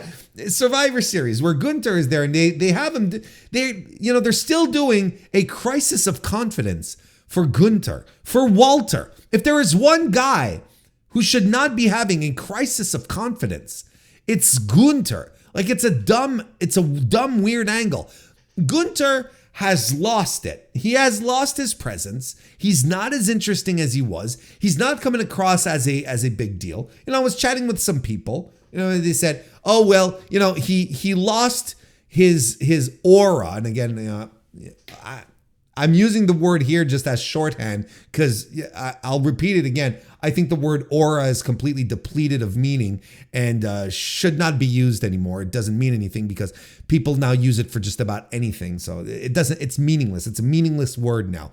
Thank you everyone for ruining a word. But it's gone now. His presence is gone. His aura, for lack of a better word, nonetheless, is gone. And he's just a guy now. He's just another guy on the roster. He's not. So the people I was chatting with, there was when he started getting skinny, when he lost the thickness, that's when Gunther lost his presence. I'm like, no, I thought I wasn't.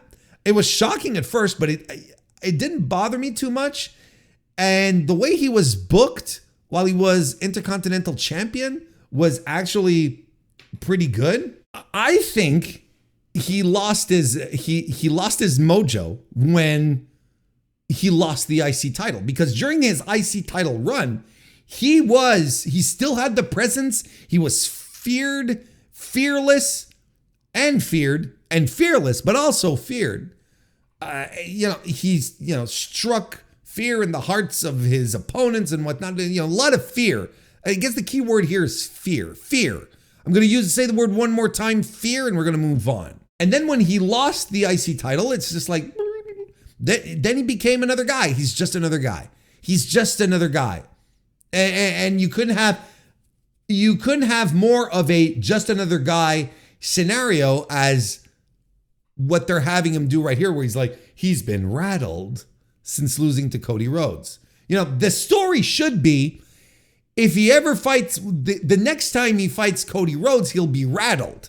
Like, the better story, think about how better this story would be, just for a second, where Gunther is pissed off that he lost to Cody Rhodes in Saudi Arabia. Like, mad as hell.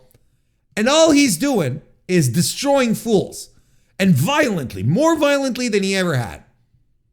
But then everything circles back to Cody for whatever reason, and he has to fight Cody. Then Cody can get under his skin. Then Cody can sort of make him doubt himself, right? But in the meantime, Gunther is not unfazed. He's got something to prove, and he's plowing through the competition like a beast. And I know he's still winning his matches, but it's always under the specter of, he's having a crisis of confidence.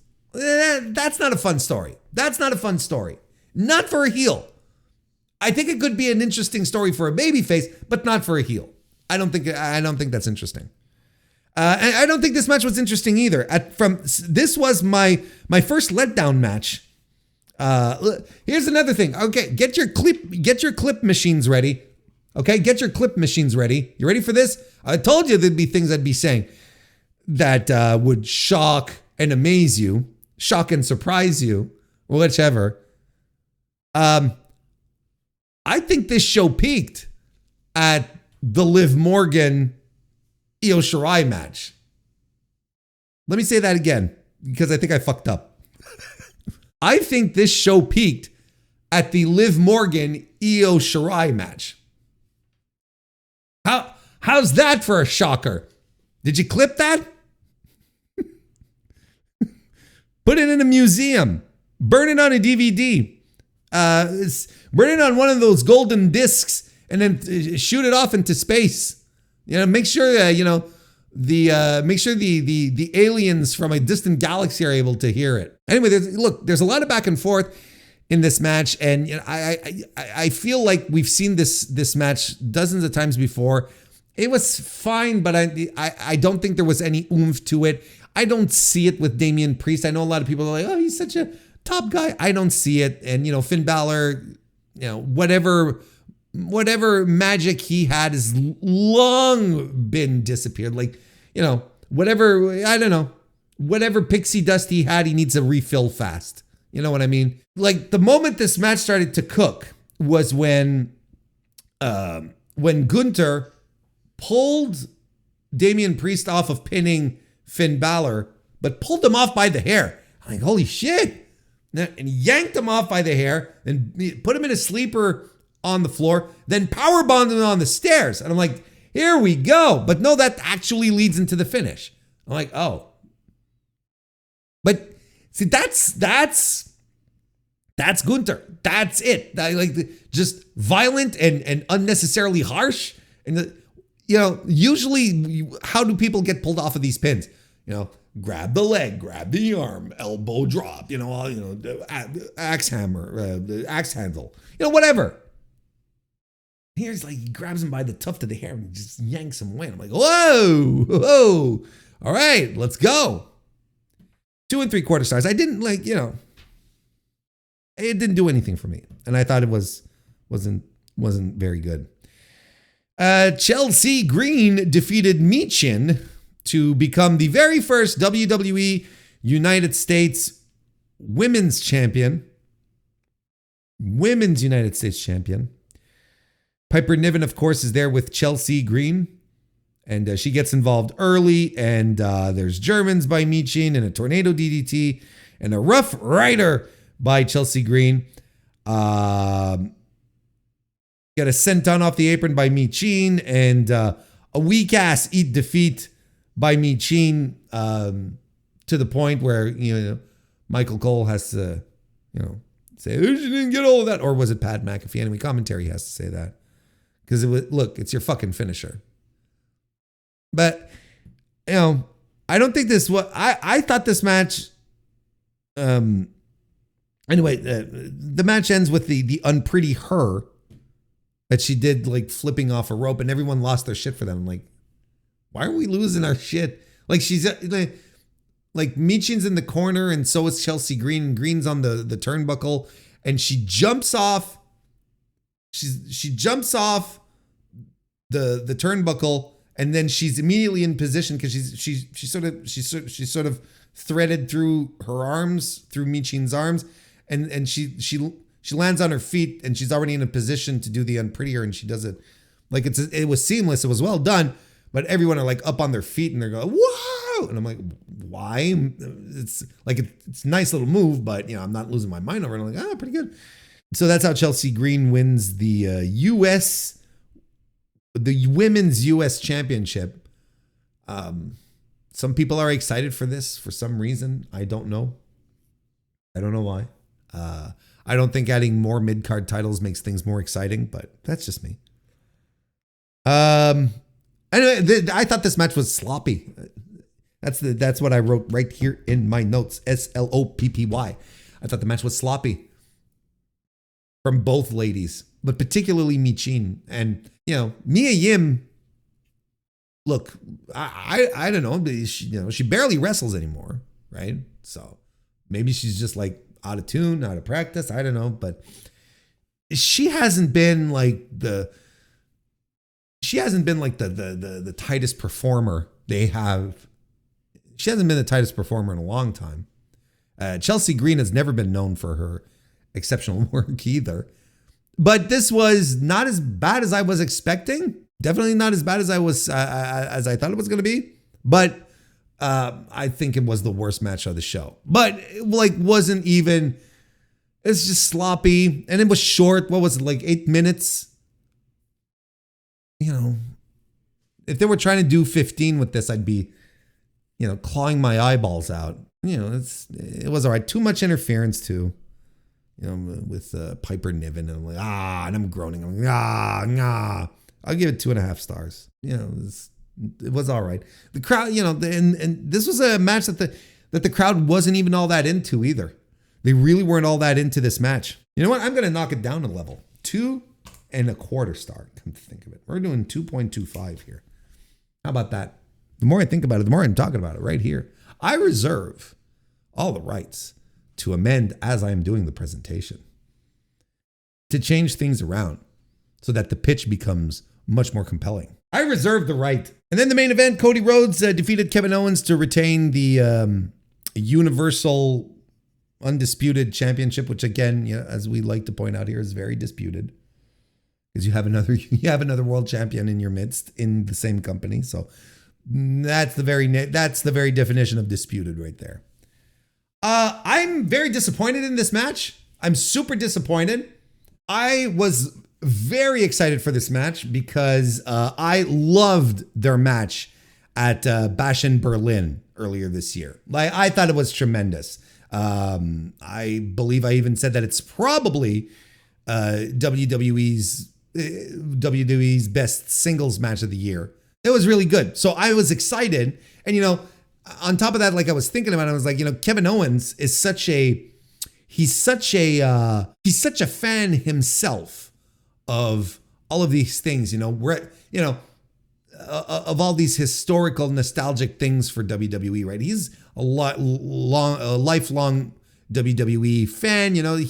He's realizing his dream. He fought his hero in Steve Austin at a WrestleMania. Like, for him, things can't get much better. And now he's wrestling on a Saturday night's main event, which he probably had the same experiences as I did when he was a kid. So I was thinking, okay, here we go. We've got Cody, who's going to come out with the Eagle belt, and everyone's going to be whoa, whoa, whoa, whoa. And then Cody, not Cody, but Kevin, he's going to be like, this Saturday night main event, let's go. We're going to make this special. And it was not special. And again, it was very, very, it's a fine match. It was a good little match, but, mired with nonsense at the end and just nothing special. And I was very disappointed. I guess in my mind, the bar was very high for these two guys, but they didn't rise to the occasion. Maybe for whatever reason. I couldn't tell you why. I don't know why. I don't even want to speculate why. But yeah, look, Cody came out with the Big Eagle belt, and people lost their shit. Well, they lost their shit when they posted a little vignette. They did the Pulp Fiction thing on social media this week. Well, not the full Pulp Fiction thing, but opening a briefcase or a suitcase or whatever the fuck, and it's glowing from the inside. I'm like, Tarantino should get. I hope he gets some kind of kickback every time someone films someone doing that, opening some kind of briefcase or suitcase or purse or duffel bag or whatever, and then it's glowing from the inside. I hope he gets some kind of kickback because so people were excited about that, and Cody came out with the belt, and I gotta tell you, I'm not, there's only one belt that I really get hung up on in all of pro wrestling, and that's the IWGP World. No, it's the IWGP Heavyweight Championship, the one that they had before the IWGP World Heavyweight Championship. That to me, that anyway, I'm not going to get into it, but that's the one that I'm really hung up on. Every other belt I don't have all that much of an issue with. Like, it's okay. They're going to change the belts or whatever. And sometimes belt designs look goofy and sometimes they don't. I've never really been a fan of the current design for WWE World Championship belts. I don't like them. I think they're devoid of personality. They just look like big rings. I don't like them. I understand why I understand the design before you write in the comments and start telling me, well, Warren, it's because brand recognition. I know why they did it. But it doesn't look like a prize. It looks like something you can sell merchandise of. Oh, geez, you think, Warren? Yep.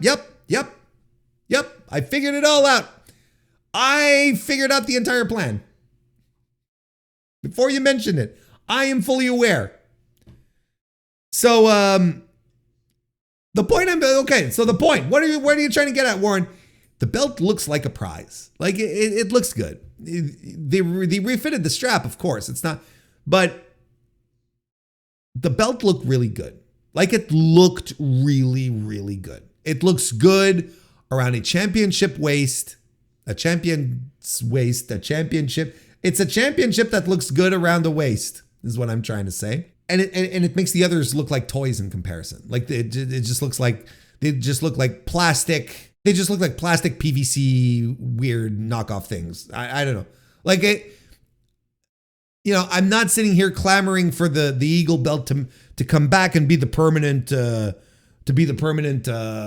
solution to move it. Like I don't care. I really don't care that much.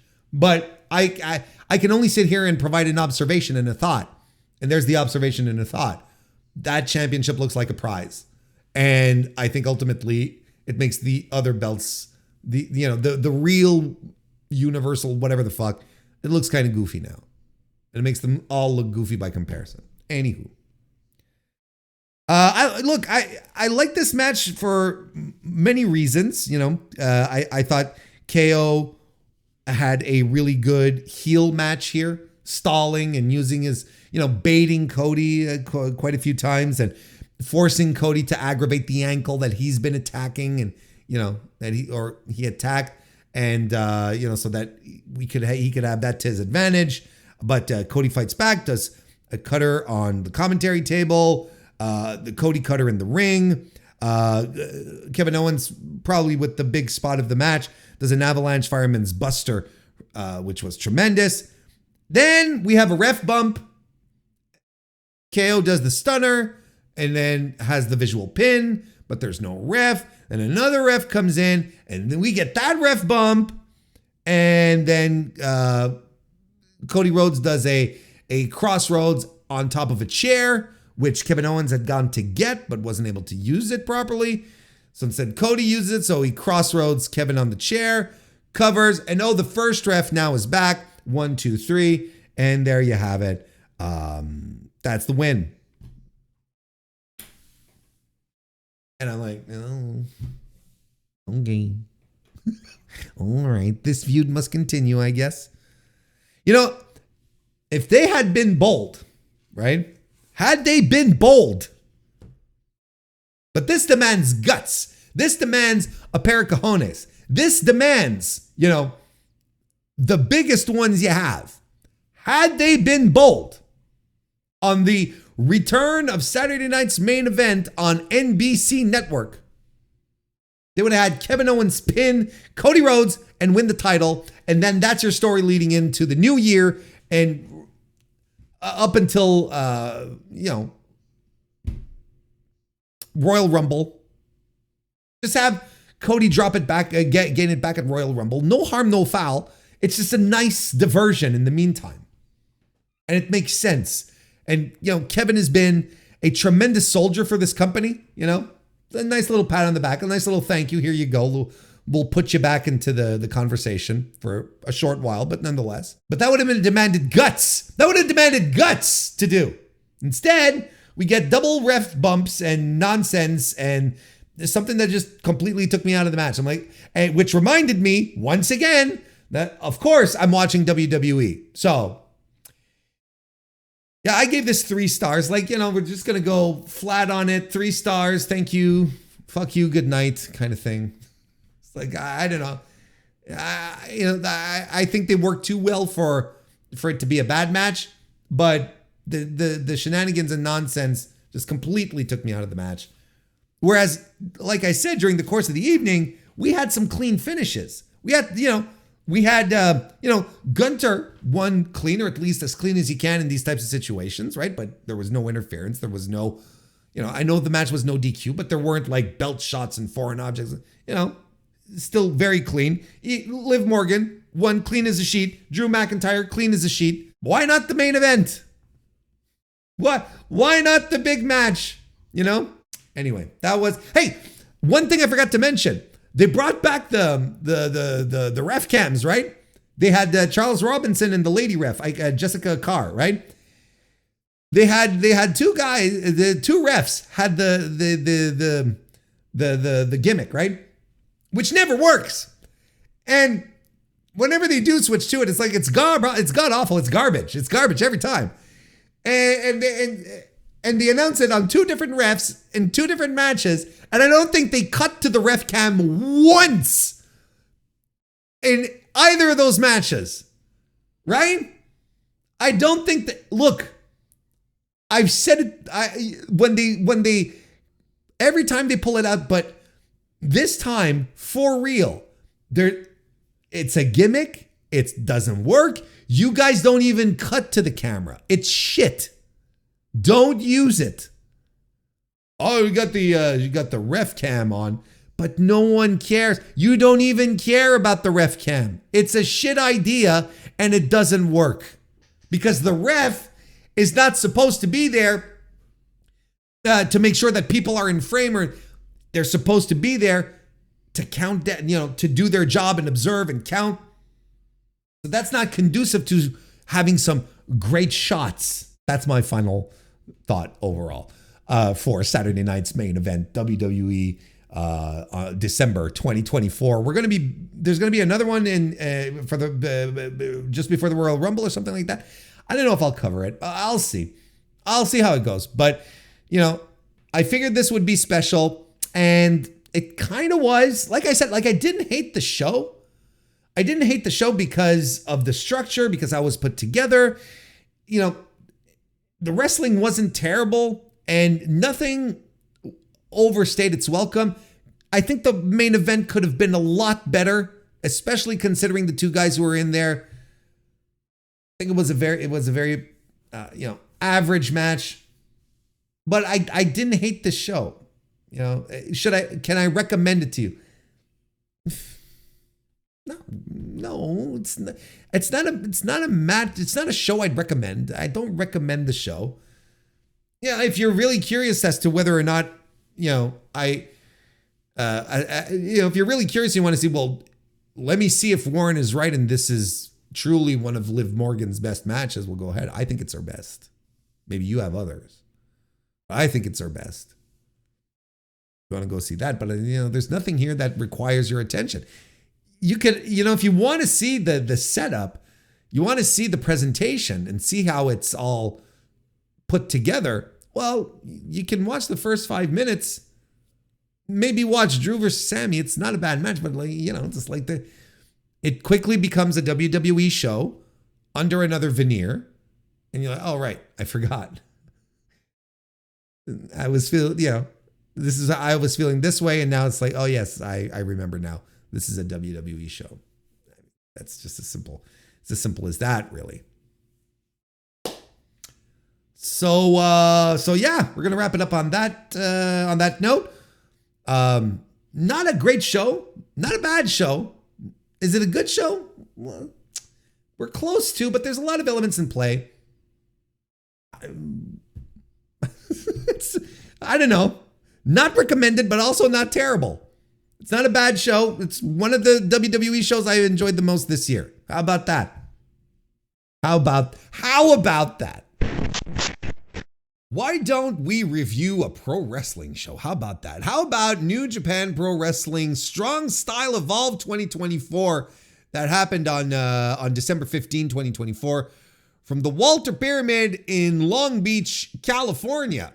Full disclosure, I'm recording this on the Monday on the 16th, so I took the time to watch the show last night. I watched it live, and then I went to have a nice nap, also known as a good night's sleep. And I woke up this morning, I stretched, made myself a tea, and I was like, hot damn, let's sit down and talk about let's sit down and talk about a show I liked.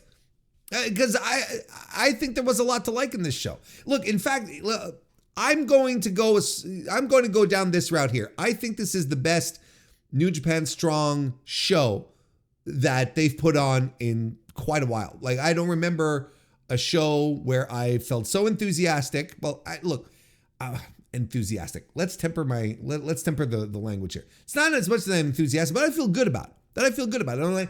I'm like, yeah, you know what? Everything on this show was bare minimum good. Like, that was the floor. Nothing stunk. Nothing was really bad.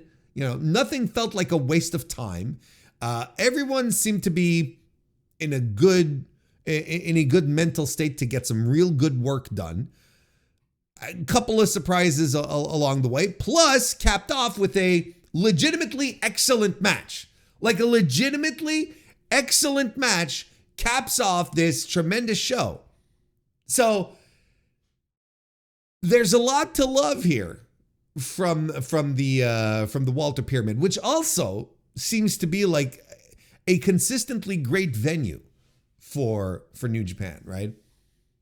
Unlike the show in Lowell that they did, what was it, last month? What was the name again? I can never remember the New Japan Strong show names. Like, to me, they all sort of blend together, and they're all sort of like, like Strong Style Evolved, and then there's Fighting Spirit. Was that, or was it Fighting Spirit Unleashed? Was it Resurgence? I don't remember. But the one they did in Lowell, that was kind of miserable.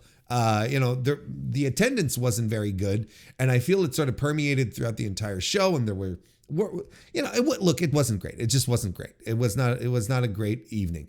This, on the other hand, I thought it delivered. I thought it delivered, and in the main event, I think even over-delivered.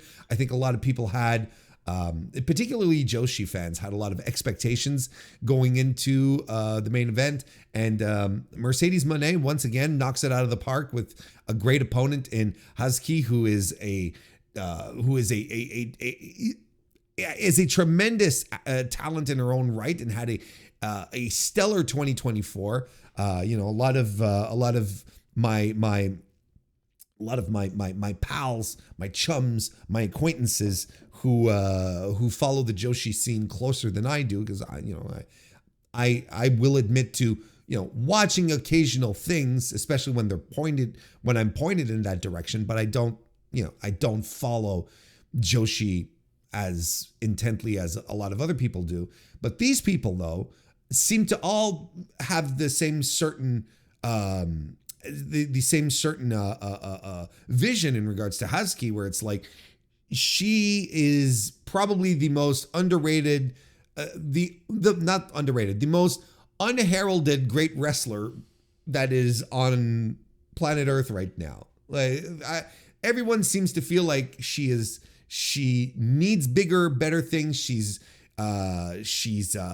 too good to not be in conversations about Wrestler of the Year and or even just Women's Wrestler of the Year and so on and so forth. She is tremendous.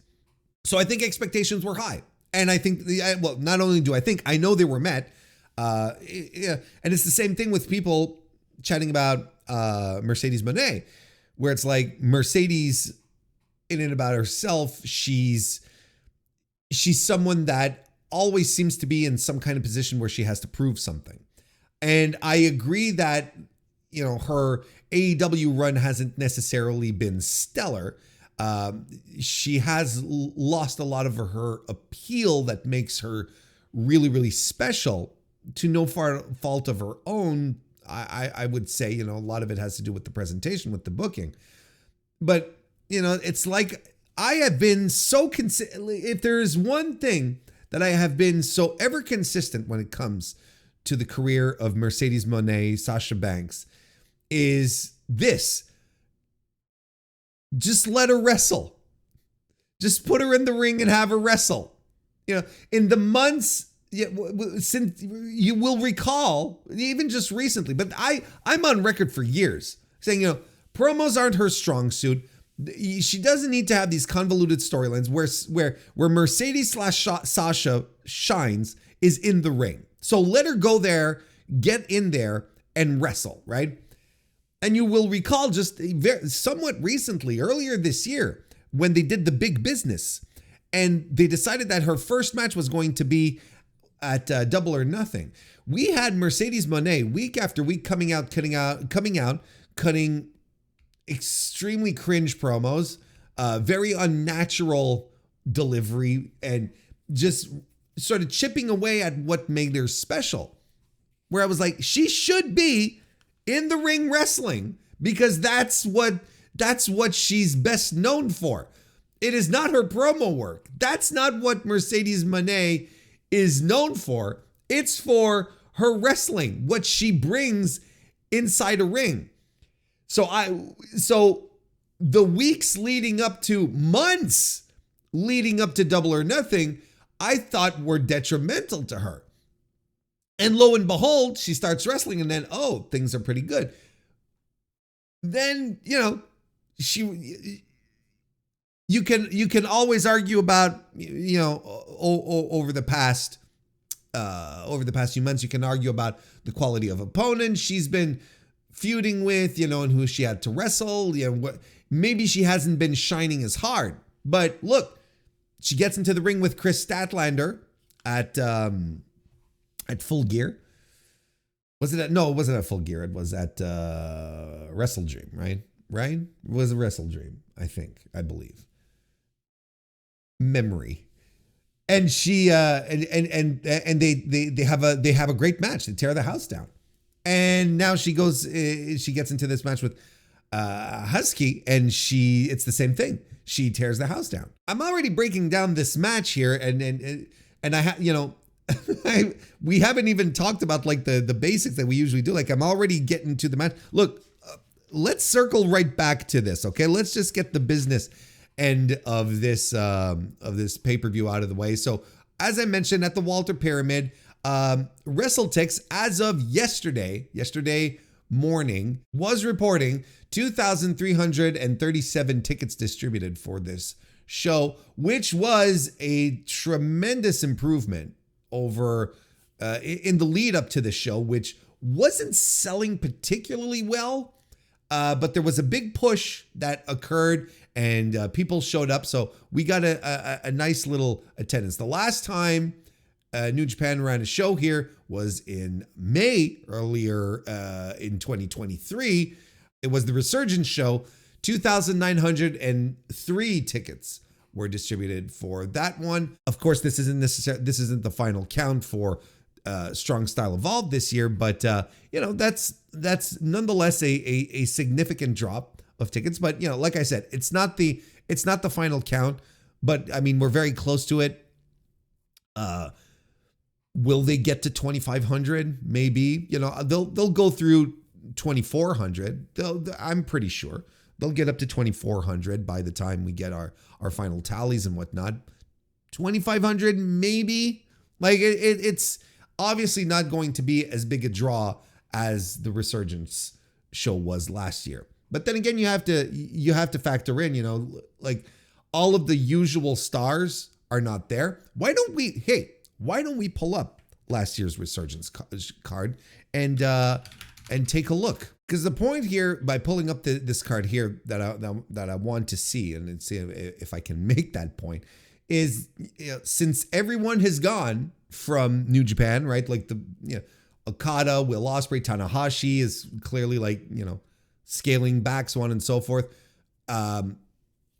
Is this that bad a number considering is the ticket difference this year that's significant to say, oh, they're in trouble, considering that a lot of the stars that they had last year were no longer around. So last year, if we pull up the card here, so last year was the New Japan Strong Women's Title Tournament, right? Of course, that had Willow Nightingale defeat Mercedes Moné, and we had the injury, right? And we were having a nice little main event until the injury happened. We had Will Ospreay, Hiroshi Tanahashi on the show. You had Jon Moxley, Okada, who were there as well. Tomohiro Ishii, always a fan favorite. You had that dreadful Kenta and Hikuleo match. But see, like, you had a lot of names here. Oh, and that great Mercedes Moné Stephanie Vaquera match as well.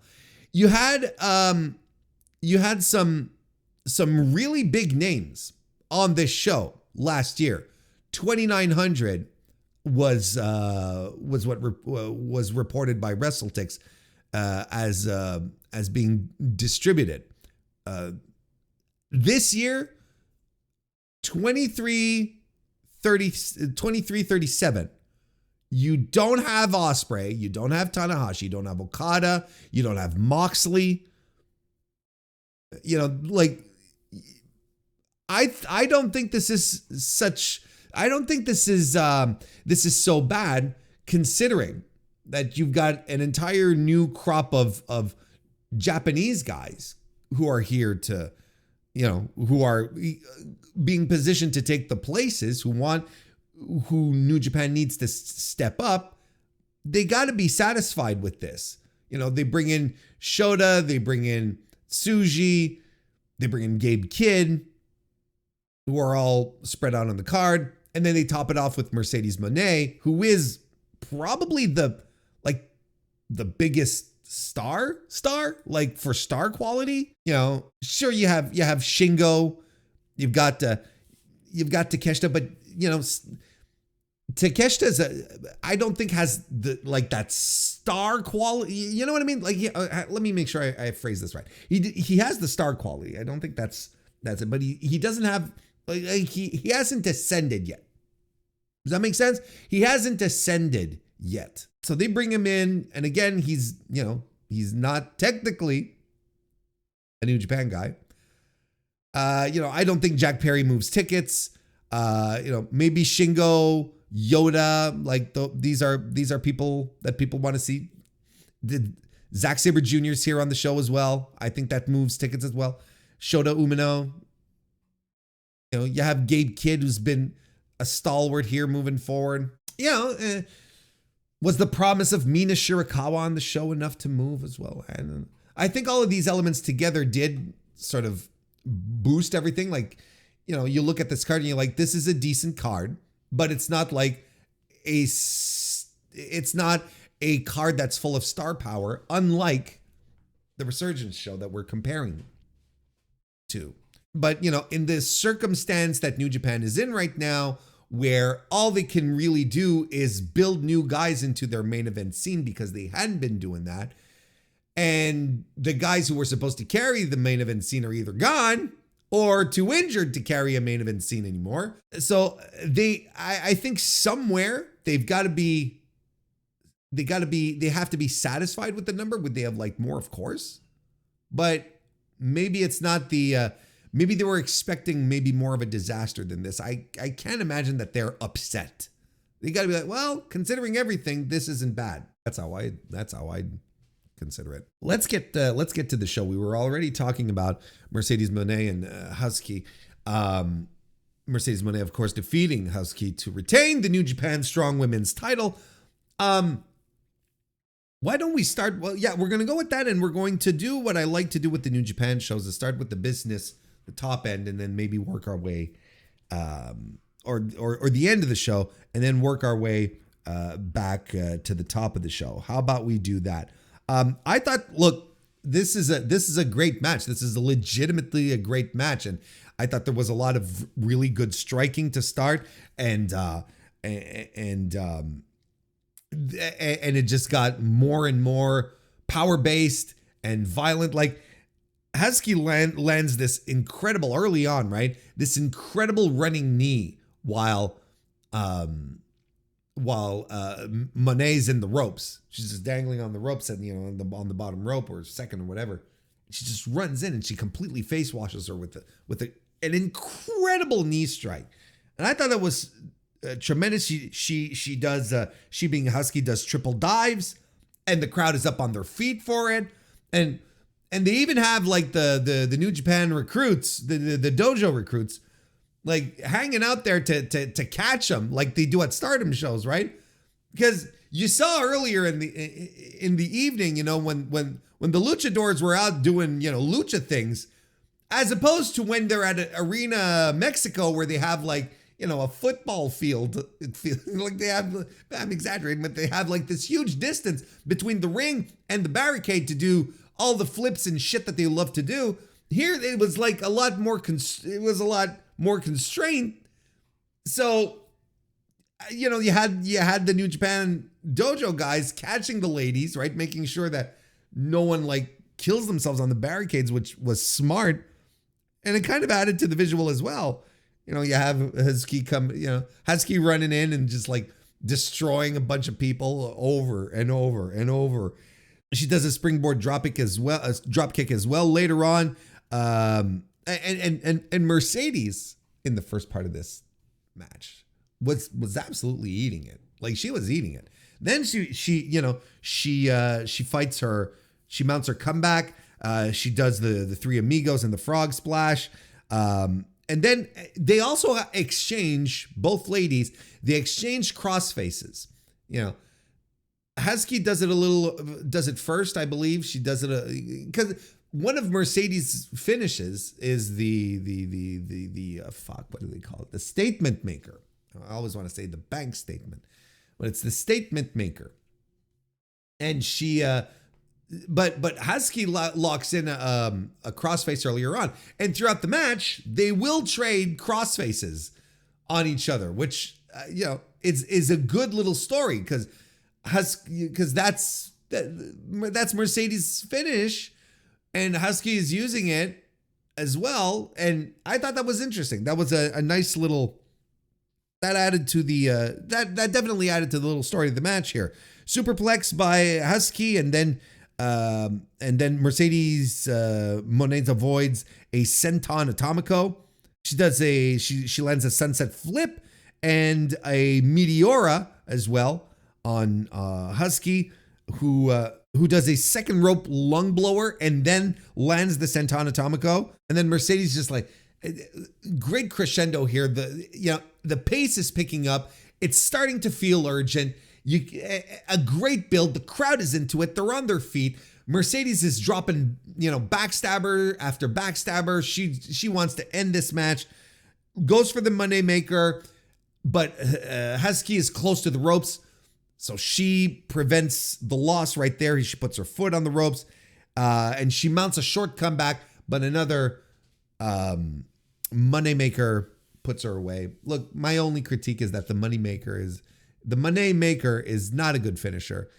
And I was racking my brain. I feel like recently we've seen Mercedes Moné finish a match with another move. And I was like, God damn, that should be your finisher.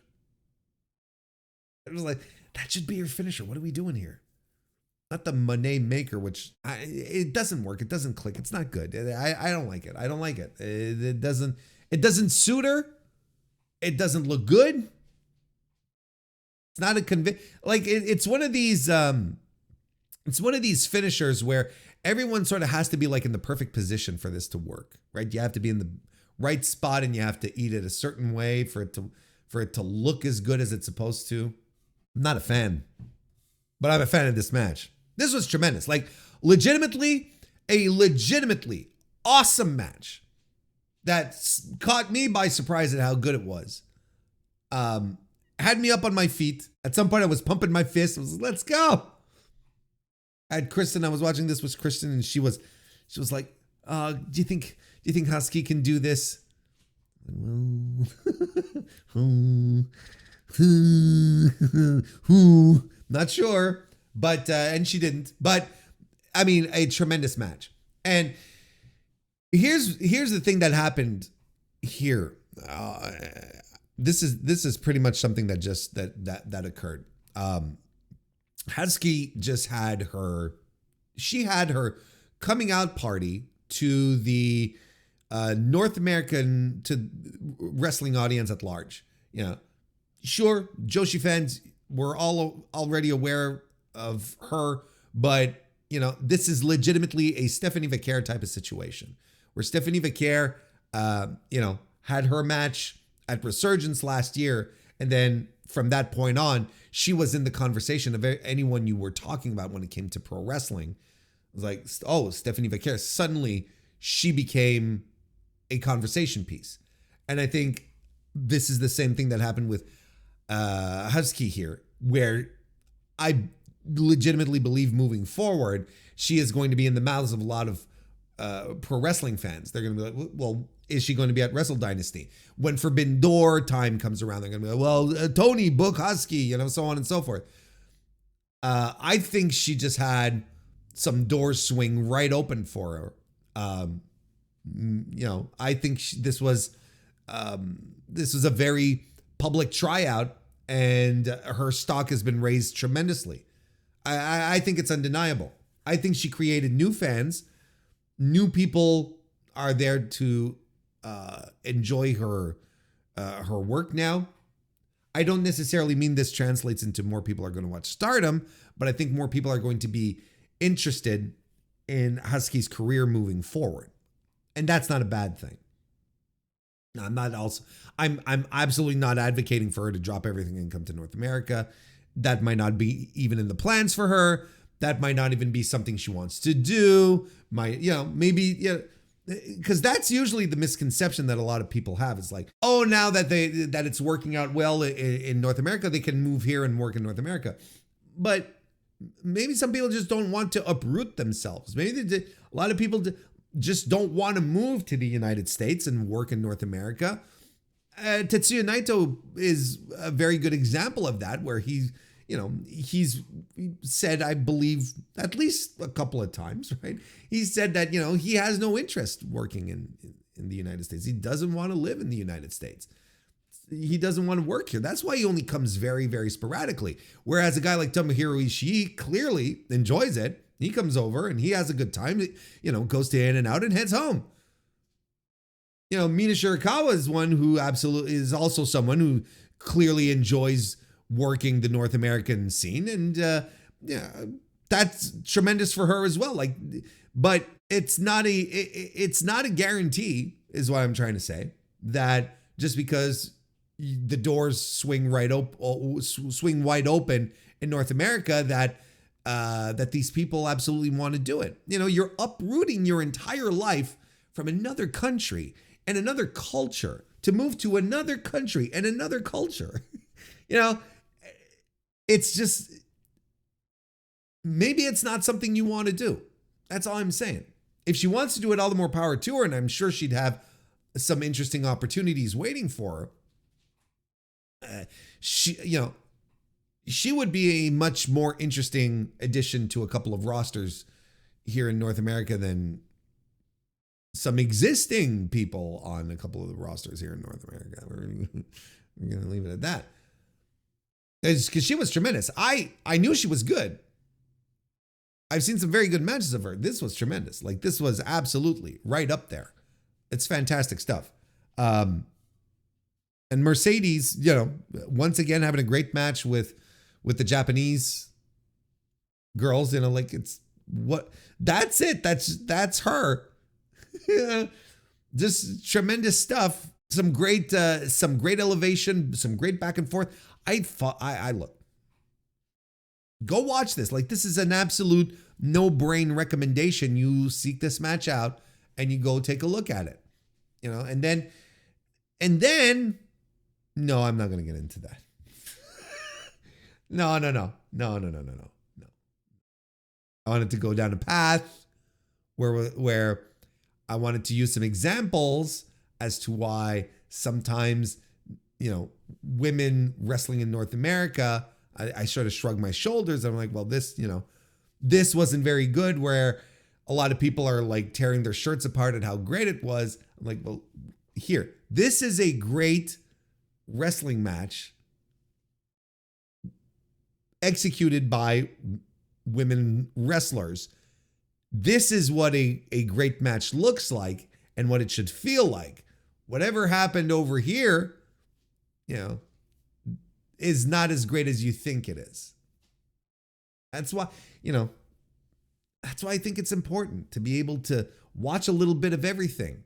You have to nourish your knowledge then. If you only know one thing, if all you eat is spaghetti and meatballs, and spaghetti and meatballs is your favorite thing and it's the greatest thing, well, then you're missing out on so many other things, because there's so much better food than spaghetti and meatballs. And don't get me wrong, I think a good spaghetti and meatball meal is important. I think it can be a delight. And there's ways to prepare it that will make it feel unique. I like making spaghetti and meatball, where you have one big ass meatball. I think that's fun. And then you have the spaghetti around it. That's a nice little way to approach it, a different way, right? But I could not eat spaghetti and meatballs every day, or, every time I go out for a meal. Let's put it that way. Every time I want to treat myself and I go out to a meal, I don't go to I don't know. I don't go to Spaghetti Disco to order, spaghetti and meatballs every time. Go out, you try stuff, you try out other things. You have some fun. Maybe you go to a place where they serve tapas and you enjoy that. You have yourself some, you don't even have to go that exotic either, Go out and, try another type of pasta. Try something else. You like the pasta. It doesn't have to be spaghetti and meatballs. You can have pasta puttanesca, which is, nice little simple recipe, and it's great, and it's easy to make too. But you go to a restaurant that provides you with a unique experience on it, a twist on it. Well, then you go and you have your pasta puttanesca, and you'll enjoy it. Or you go have some stir fry. You go have some stir fry at the Asian place, and you have rice noodles instead of the usual spaghetti that you have. You have yourself some rice noodles. You got to open your horizons. And that opening your horizons doesn't mean you have to commit to another wrestling promotion. You don't have to necessarily say, oh, well, now if I start watching this, it's going to be in my rotation. No. And I say, I'm recommending this match. You should go watch it. I'm not saying, well, you have to sit down and watch this whole match. You don't have to do that. Be precious with your time. Do what you need to do. But I think this is a match you, as a wrestling fan, you need to seek out and find. And if you don't watch New Japan, that's fine. I don't think you need to be watching New Japan in any way, shape, or form, or AEW to enjoy, or Stardom to enjoy this match. I think a wrestling fan will sit down and, well, hot damn. This is a lot of fun. All right, let's move on. Talked a lot about spaghetti and meatballs. I'm hungry. That's why. I started this review hungry. I'm eating after the review, so I'm hungry. Let's finish this off so I can go eat. Oh, wait. Before we move to the other match, after the match, Mercedes cuts the last match promo, which was good, very natural, uncontrived. It's so weird when it comes to her. It's so strange because she's, on one hand, she has this writer script out all of her promos, and when she does, she comes across as so plastic and fake and phony. But then when she's a little more off the cuff, talking from reality, she sounds perfectly fine. Anyway, it's so weird. But nonetheless, that's not what I want to harp on. That's not even what I want to talk about. She cuts her post-match promo and she says, I want to wrestle in the Tokyo Dome in January. And I'm like, okay, here we go. Wrestle Dynasty. Who's going to be my opponent? And Mina Shirakawa comes out. Now, we knew Mina Shirakawa was going to be involved in something because she was in the opener. She was, she was in the lower mid card of the show. And if New Japan shows have taught us anything, is that when you have stars in the curtain jerkers, being brought into a show, that usually means there's something planned for them later on in the evening. And that's exactly what happened. So Mina Shirakawa comes out and then basically accepts the challenge, says, I'll be your opponent. So we're going to get Mina and Mercedes, not only for the New Japan Strong Women's title, but for the Rev Pro Women's British Championship as well, which is leading me to believe early on, my early prediction is leading me to believe that Mercedes Moné is going to be dropping the title in the Tokyo Dome. I'm starting to feel that way as international superstar Mina Shirakawa keeps her mojo going. Look, it was a fine little segment that ended with a dance off where just Mina why did she go so hard? That's what why did Mina go so hard dancing to, was it Mercedes music? Yeah, I think it was Mercedes. I'm like, why is she eating her up like this? Because Mercedes can't dance. Mercedes can't dance, okay? Don't say it too loud. Don't say it too loud so that the Mercedes stands are you hear us, okay? She can't dance. And Mina just goes so hard. And I'm like, why is she going so hard? It's fine. Nice little way to end the show. It was right. Okay, moving on. Shingo Takagi and Yota Tsuji from the LIJ unit lost to Konosuke Takeshita and Jack Perry in a tag team match. This was a good little match. Good match, physical, strong stuff from Shingo and Takeshita, as you'd expect. They're going to be a lot of these matches. We're giving us a little preview of Wrestle Kingdom, Wrestle Dynasty, and this match here, this Shingo Takeshita match that they've got set up for for Wrestle Kingdom. I am so stoked for it. I am so like that is legitimately the drawing match for Warren Hayes. Like that's like designed for me. Takeshita is such a guy. Not only a guy, he is the guy. He comes across so he comes across as a superstar every time he's in the ring. I do not know why AEW did not decide to just like go all in and push this guy from the minute he started working dates, and people gravitated to him instantly. Like this guy is an unabridged, unmatched future talent in the business. You know, there's a lot of chatter, a lot of chit chat about Konosuke doing a soft jump to New Japan, right? That he's going to win the Never title, which is very possible, and then it's going to lead to a soft jump to New Japan. Because I'm going to tell you, he was a highlight of the G1 this year, and he is a guy that New Japan could use. He's still young, like he's still part of this new generation of guys. But this is a guy who already knows how to be a star. He already knows how to be a top guy. He's got that vibe. He's got that energy that he can bring to the table in a blink. Why wouldn't you have him in your company doing great things? And at this stage, I'm kind of like, I think New Japan would be a better fit. I know it'd make a lot of AEW fans sad, but I think his ceiling is so much higher and easy to achieve in New Japan than it will be in AEW. Like the guy's ceiling is high regardless, but I don't think Tony Khan sees him that way, which is a bonkers to me. Absolutely bonkers. Anyway, it was a good match. Well executed, strong stuff. Jack Perry steals the win on Yota Tsuji. They also have a match at Wrestle Dynasty that they're going to be involved in. So, you know, it's the usual New Japan thing where you get the opponents in a dynamic and, you know, sort of give a little taste of what's to come. I'm going to tell you, I'm so excited for the Shingo Takeshita match. I'm so stoked for that match. And then after the match, well, the heels beat down the baby faces. Then Hiromu Takahashi comes in for the save, coming in to protect his boys. But then the Jacksons, the Young Bucks, run in and they take out Hiromu and stand in the middle of the ring and they cut a promo. I think the most interesting aspect here is the reaction that Jack Perry had to the Jacksons, where he seemed a little off-put that they were there. It was kind of like, what are you guys doing here? You know, kind of thing. And yeah, an interesting reaction. Look, I've been talking about it on the Dynamite reviews.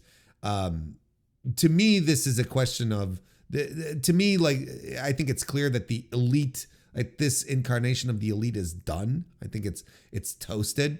They're not coming back together, and they're going to give another direction for Jack Perry, whose vibe right now seems to connect a lot more with the Death Riders.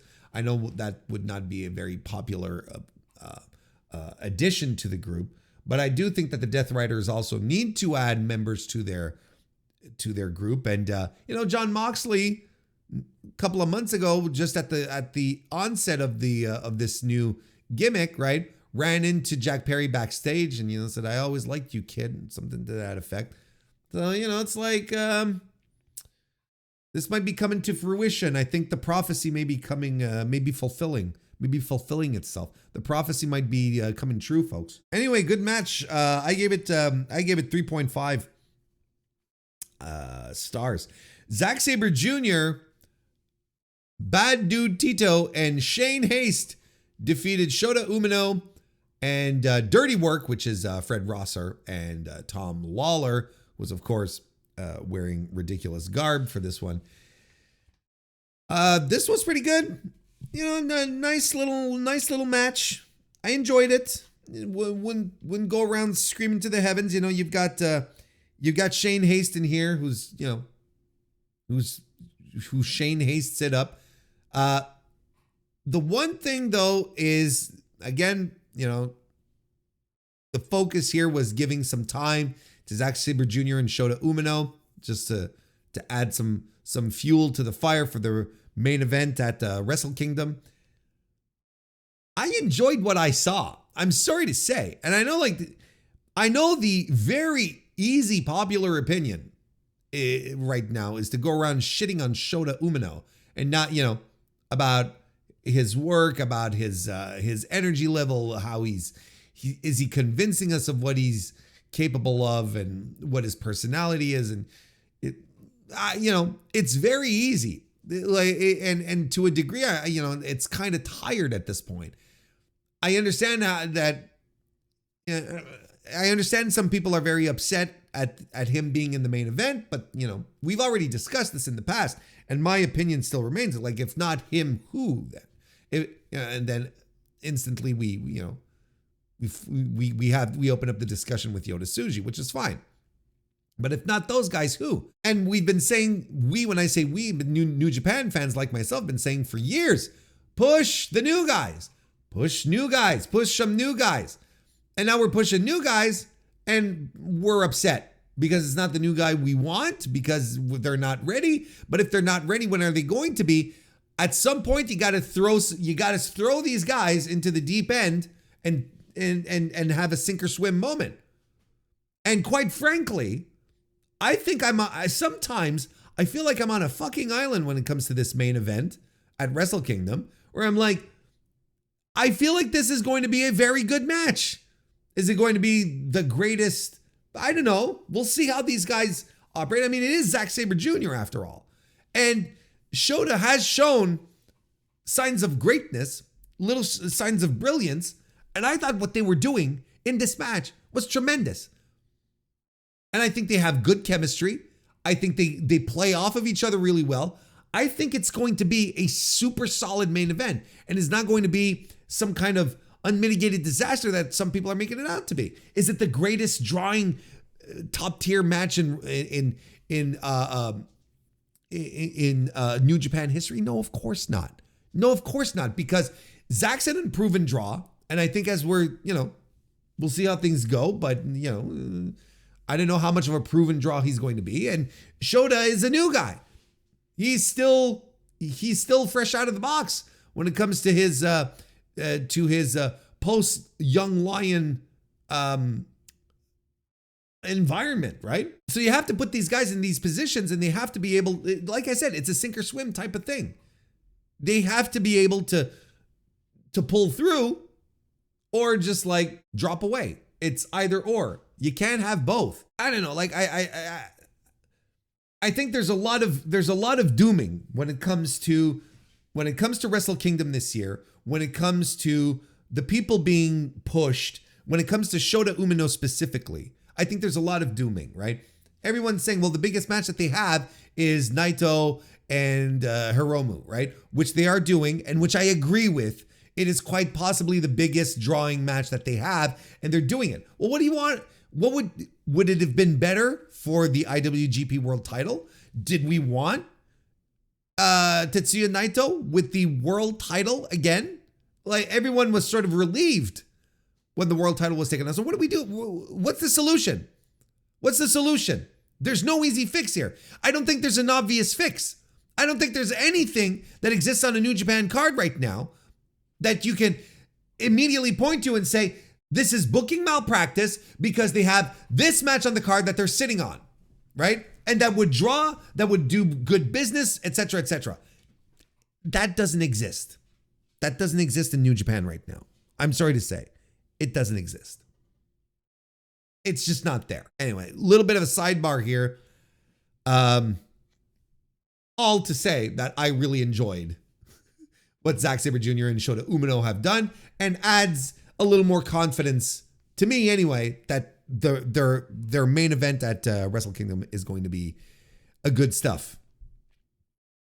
Gabe Kidd defeated Ryohei Oiwa to retain the New Japan Strong Openweight match title. Excuse me. Yeah, this was a good physical match, as you would have expected. Good physical lots of chops and, pretty much what you'd think. I love Gabe Kidd. I see so much dislike for him, and I don't understand why.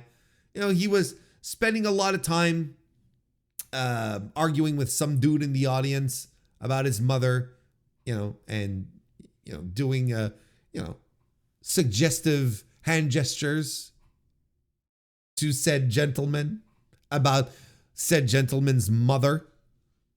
I don't care. I will continue to be a Gabe Kidd guy, because look, I think he's going to be a star in New Japan. I think they really like him and they have plans for him.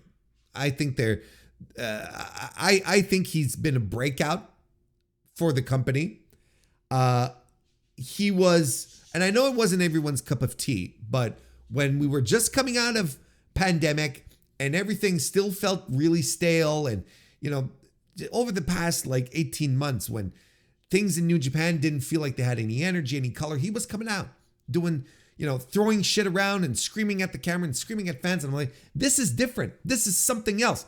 This is at least something that a lot of the guys aren't doing. They're not showing any fire, any passion. And Gabe Kidd is just like lighting the place up with his huge hooligan personality. And I think it worked. And his relationship with the audience sort of reminded me of these fiery Japanese crowds from the 80s and even into the 90s, before they all became very, very polite and sitting down. And, I'm okay with this. And I've never had an issue with Gabe Kidd. And I think his work is good on top of that. And he's had some tremendous matches. And I'm excited for him that he's taking on Kenny Omega. He's actually a perfect opponent for Kenny Omega. And he's going to look great in this match. And he's going to turn it up for this match because he knows how important it's going to be. I'm stoked. I'm excited for Gabe Kidd's 2025. I'm really excited to see how it's going to go for him. And I'm excited for Oiwa as well. Like, he's one of the young guys that they should be going all in on. I think he has so much tremendous upside.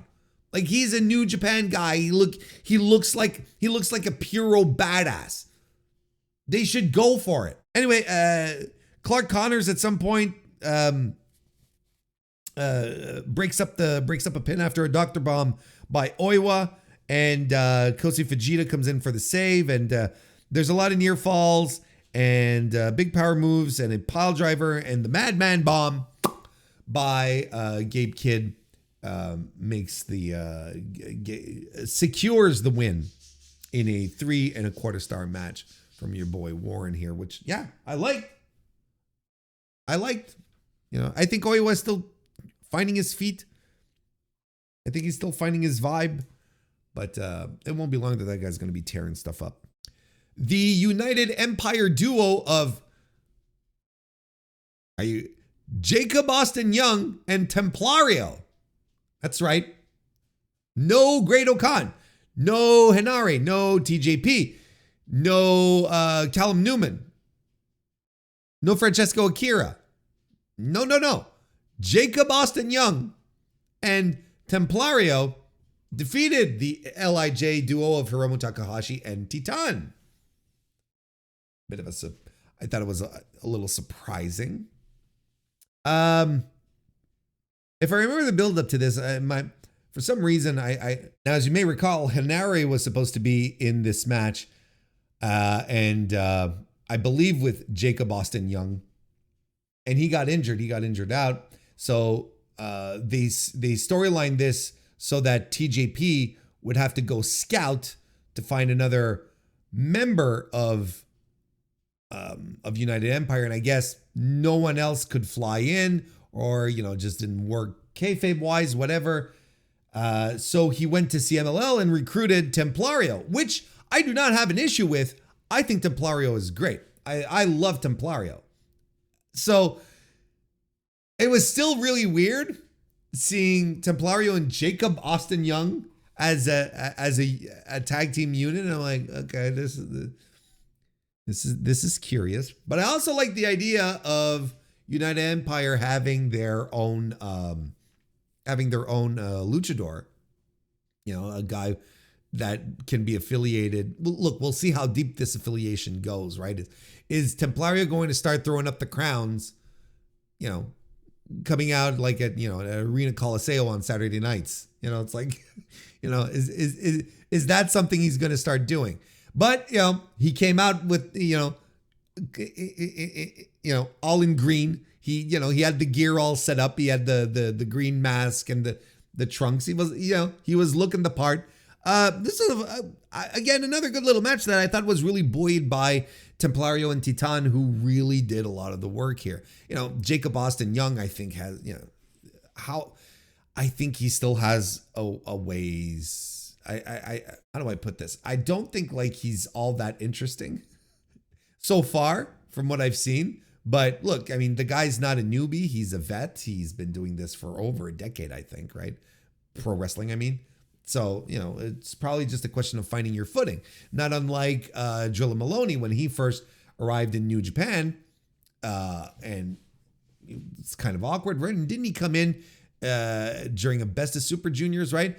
And his first few matches was Best of Super Juniors 29, 30. And his first couple of matches were kind of like, you sort of shrug your shoulders and you're like, But as the tournament went on, he found his footing and he got confident.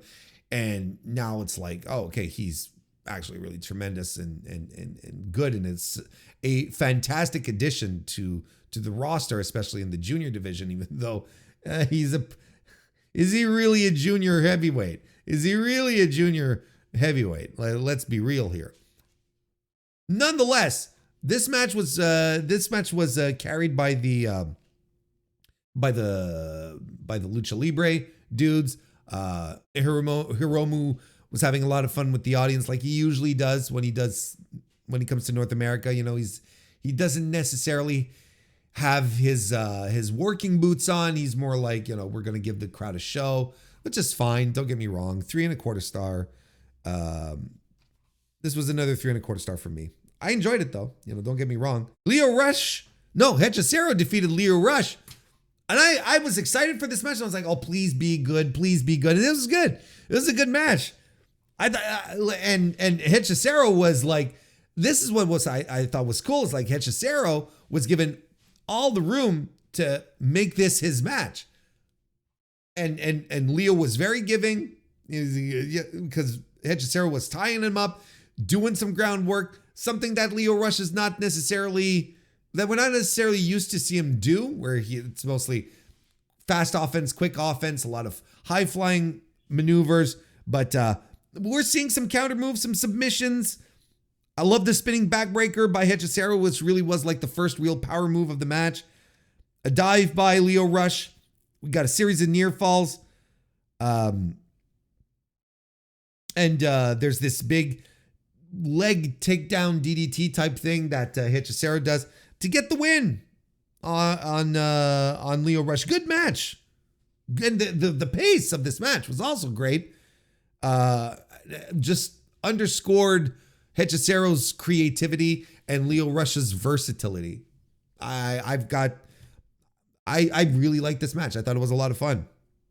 I thought it was a lot of fun. 3.5 stars. And actually, you know, if I were to give some soft recommendations, like if you have a little time on your hands, this is a match I'd be like, go check this out. You're going to enjoy this. You like pro wrestling? You're going to like this one. TJP defeated Clark Connors, Kosei Fujita, and Kushida in a 4-way match. I gave this match 3 stars. That's pretty much where we're going to leave it. Like, you know, stuff was happening, you know, just happening. It had a really good final stretch that ended with TJP and Kushida getting a pin within seconds of each other, which maybe was a little corny. I'm not quite sure how to feel about it. It's not my favorite finish, but it could have been a lot worse. Kushida seemed upset, but yeah, it's just a 4-way match. Nothing egregiously bad about it. Well worked, well put together, but also full of tropes. It's fine. You know, it's just like, you've seen one of these, you've seen them all, essentially. I guess TJP has to start racking the wins because he's the captain of the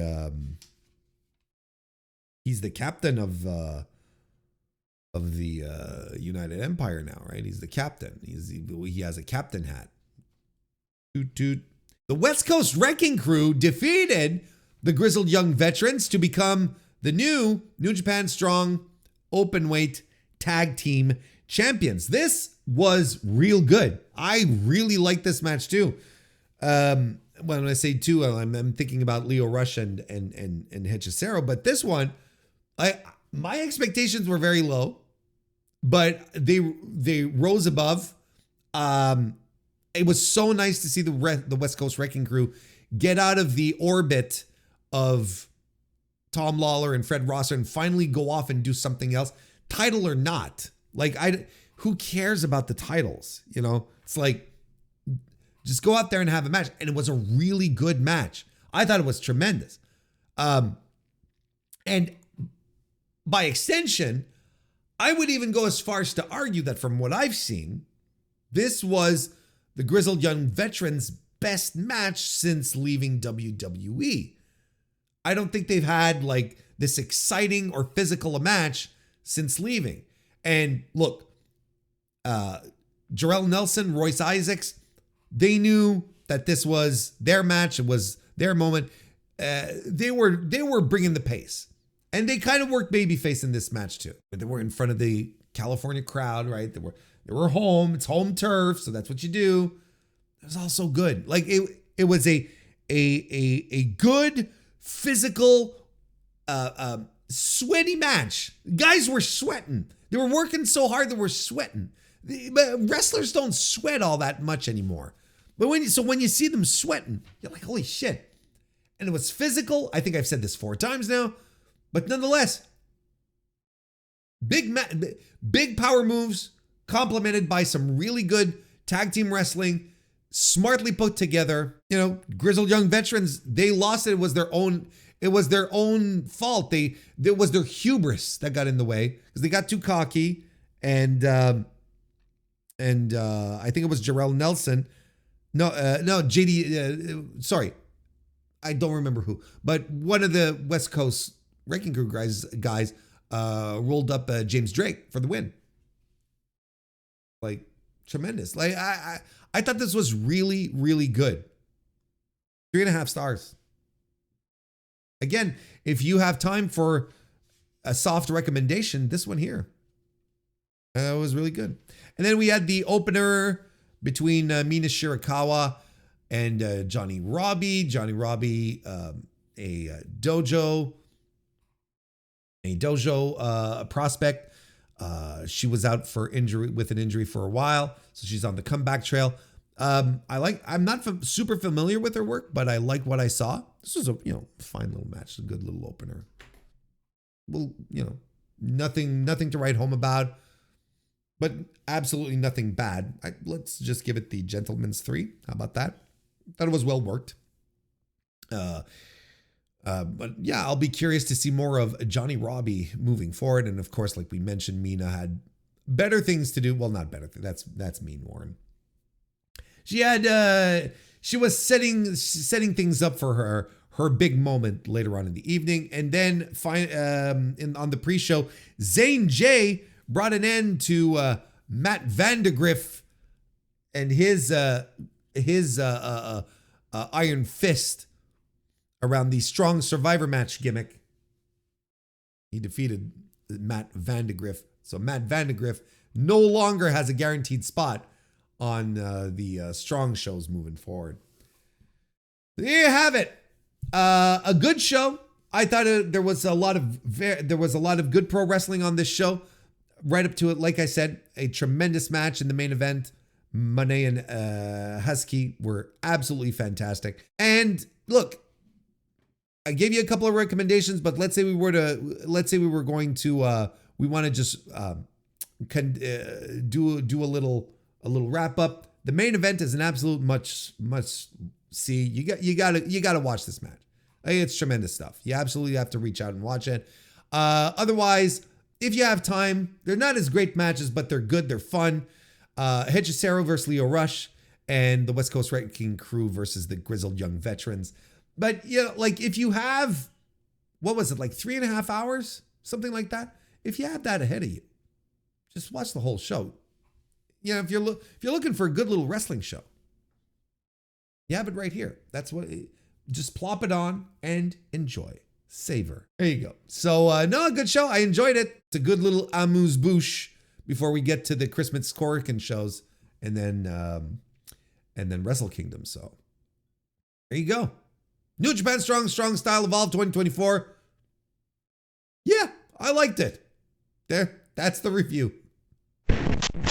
And on that note, we are going to wrap up this week's edition of the Mr. Warren Hayes Show. Thank you very much for listening. Thank you for hanging on to the very end here. One last-ditch effort for a like on the video or a 5-star review on Apple Podcasts or 5-star rating on Spotify. Those would be tremendous. But nevertheless, this is what you have to do. If you follow me on YouTube, it's a good place to hang out because then you get a chance to know when I live stream. Live streams are a lot of fun. I do them 2 to 3 times a week. So if you subscribe on YouTube, you won't miss a single one. That's tremendous. So be sure to do that. If you become a member of the Mr. Warren Hayes Show channel on YouTube, you'll have early access to a lot of stuff that I prepare here for the podcast, including specifically the reviews that we had this week. They were already available a couple of days ago for members only. So become a member and you'll have access to those. And on top of that, again, with the YouTube channel, I clip a lot of the streaming stuff as well. I clip out the good parts and make and make them available if you can't make it to the stream. If you don't want to listen to a VOD of a stream, which I completely understand, well, at least you'll get the highlights. So there's stuff here available for the podcast people. There's stuff available for the YouTube people. There's stuff for everyone. Join me everywhere. Follow me everywhere, except to the grocery store. I kind of want to do my own thing and be left alone and do my things privately. You know, I don't want you seeing in what aisles I'm going to sniff around in. It's none of your business. It's none of your business at how much I check the freshness of the produce. That has nothing to do with you.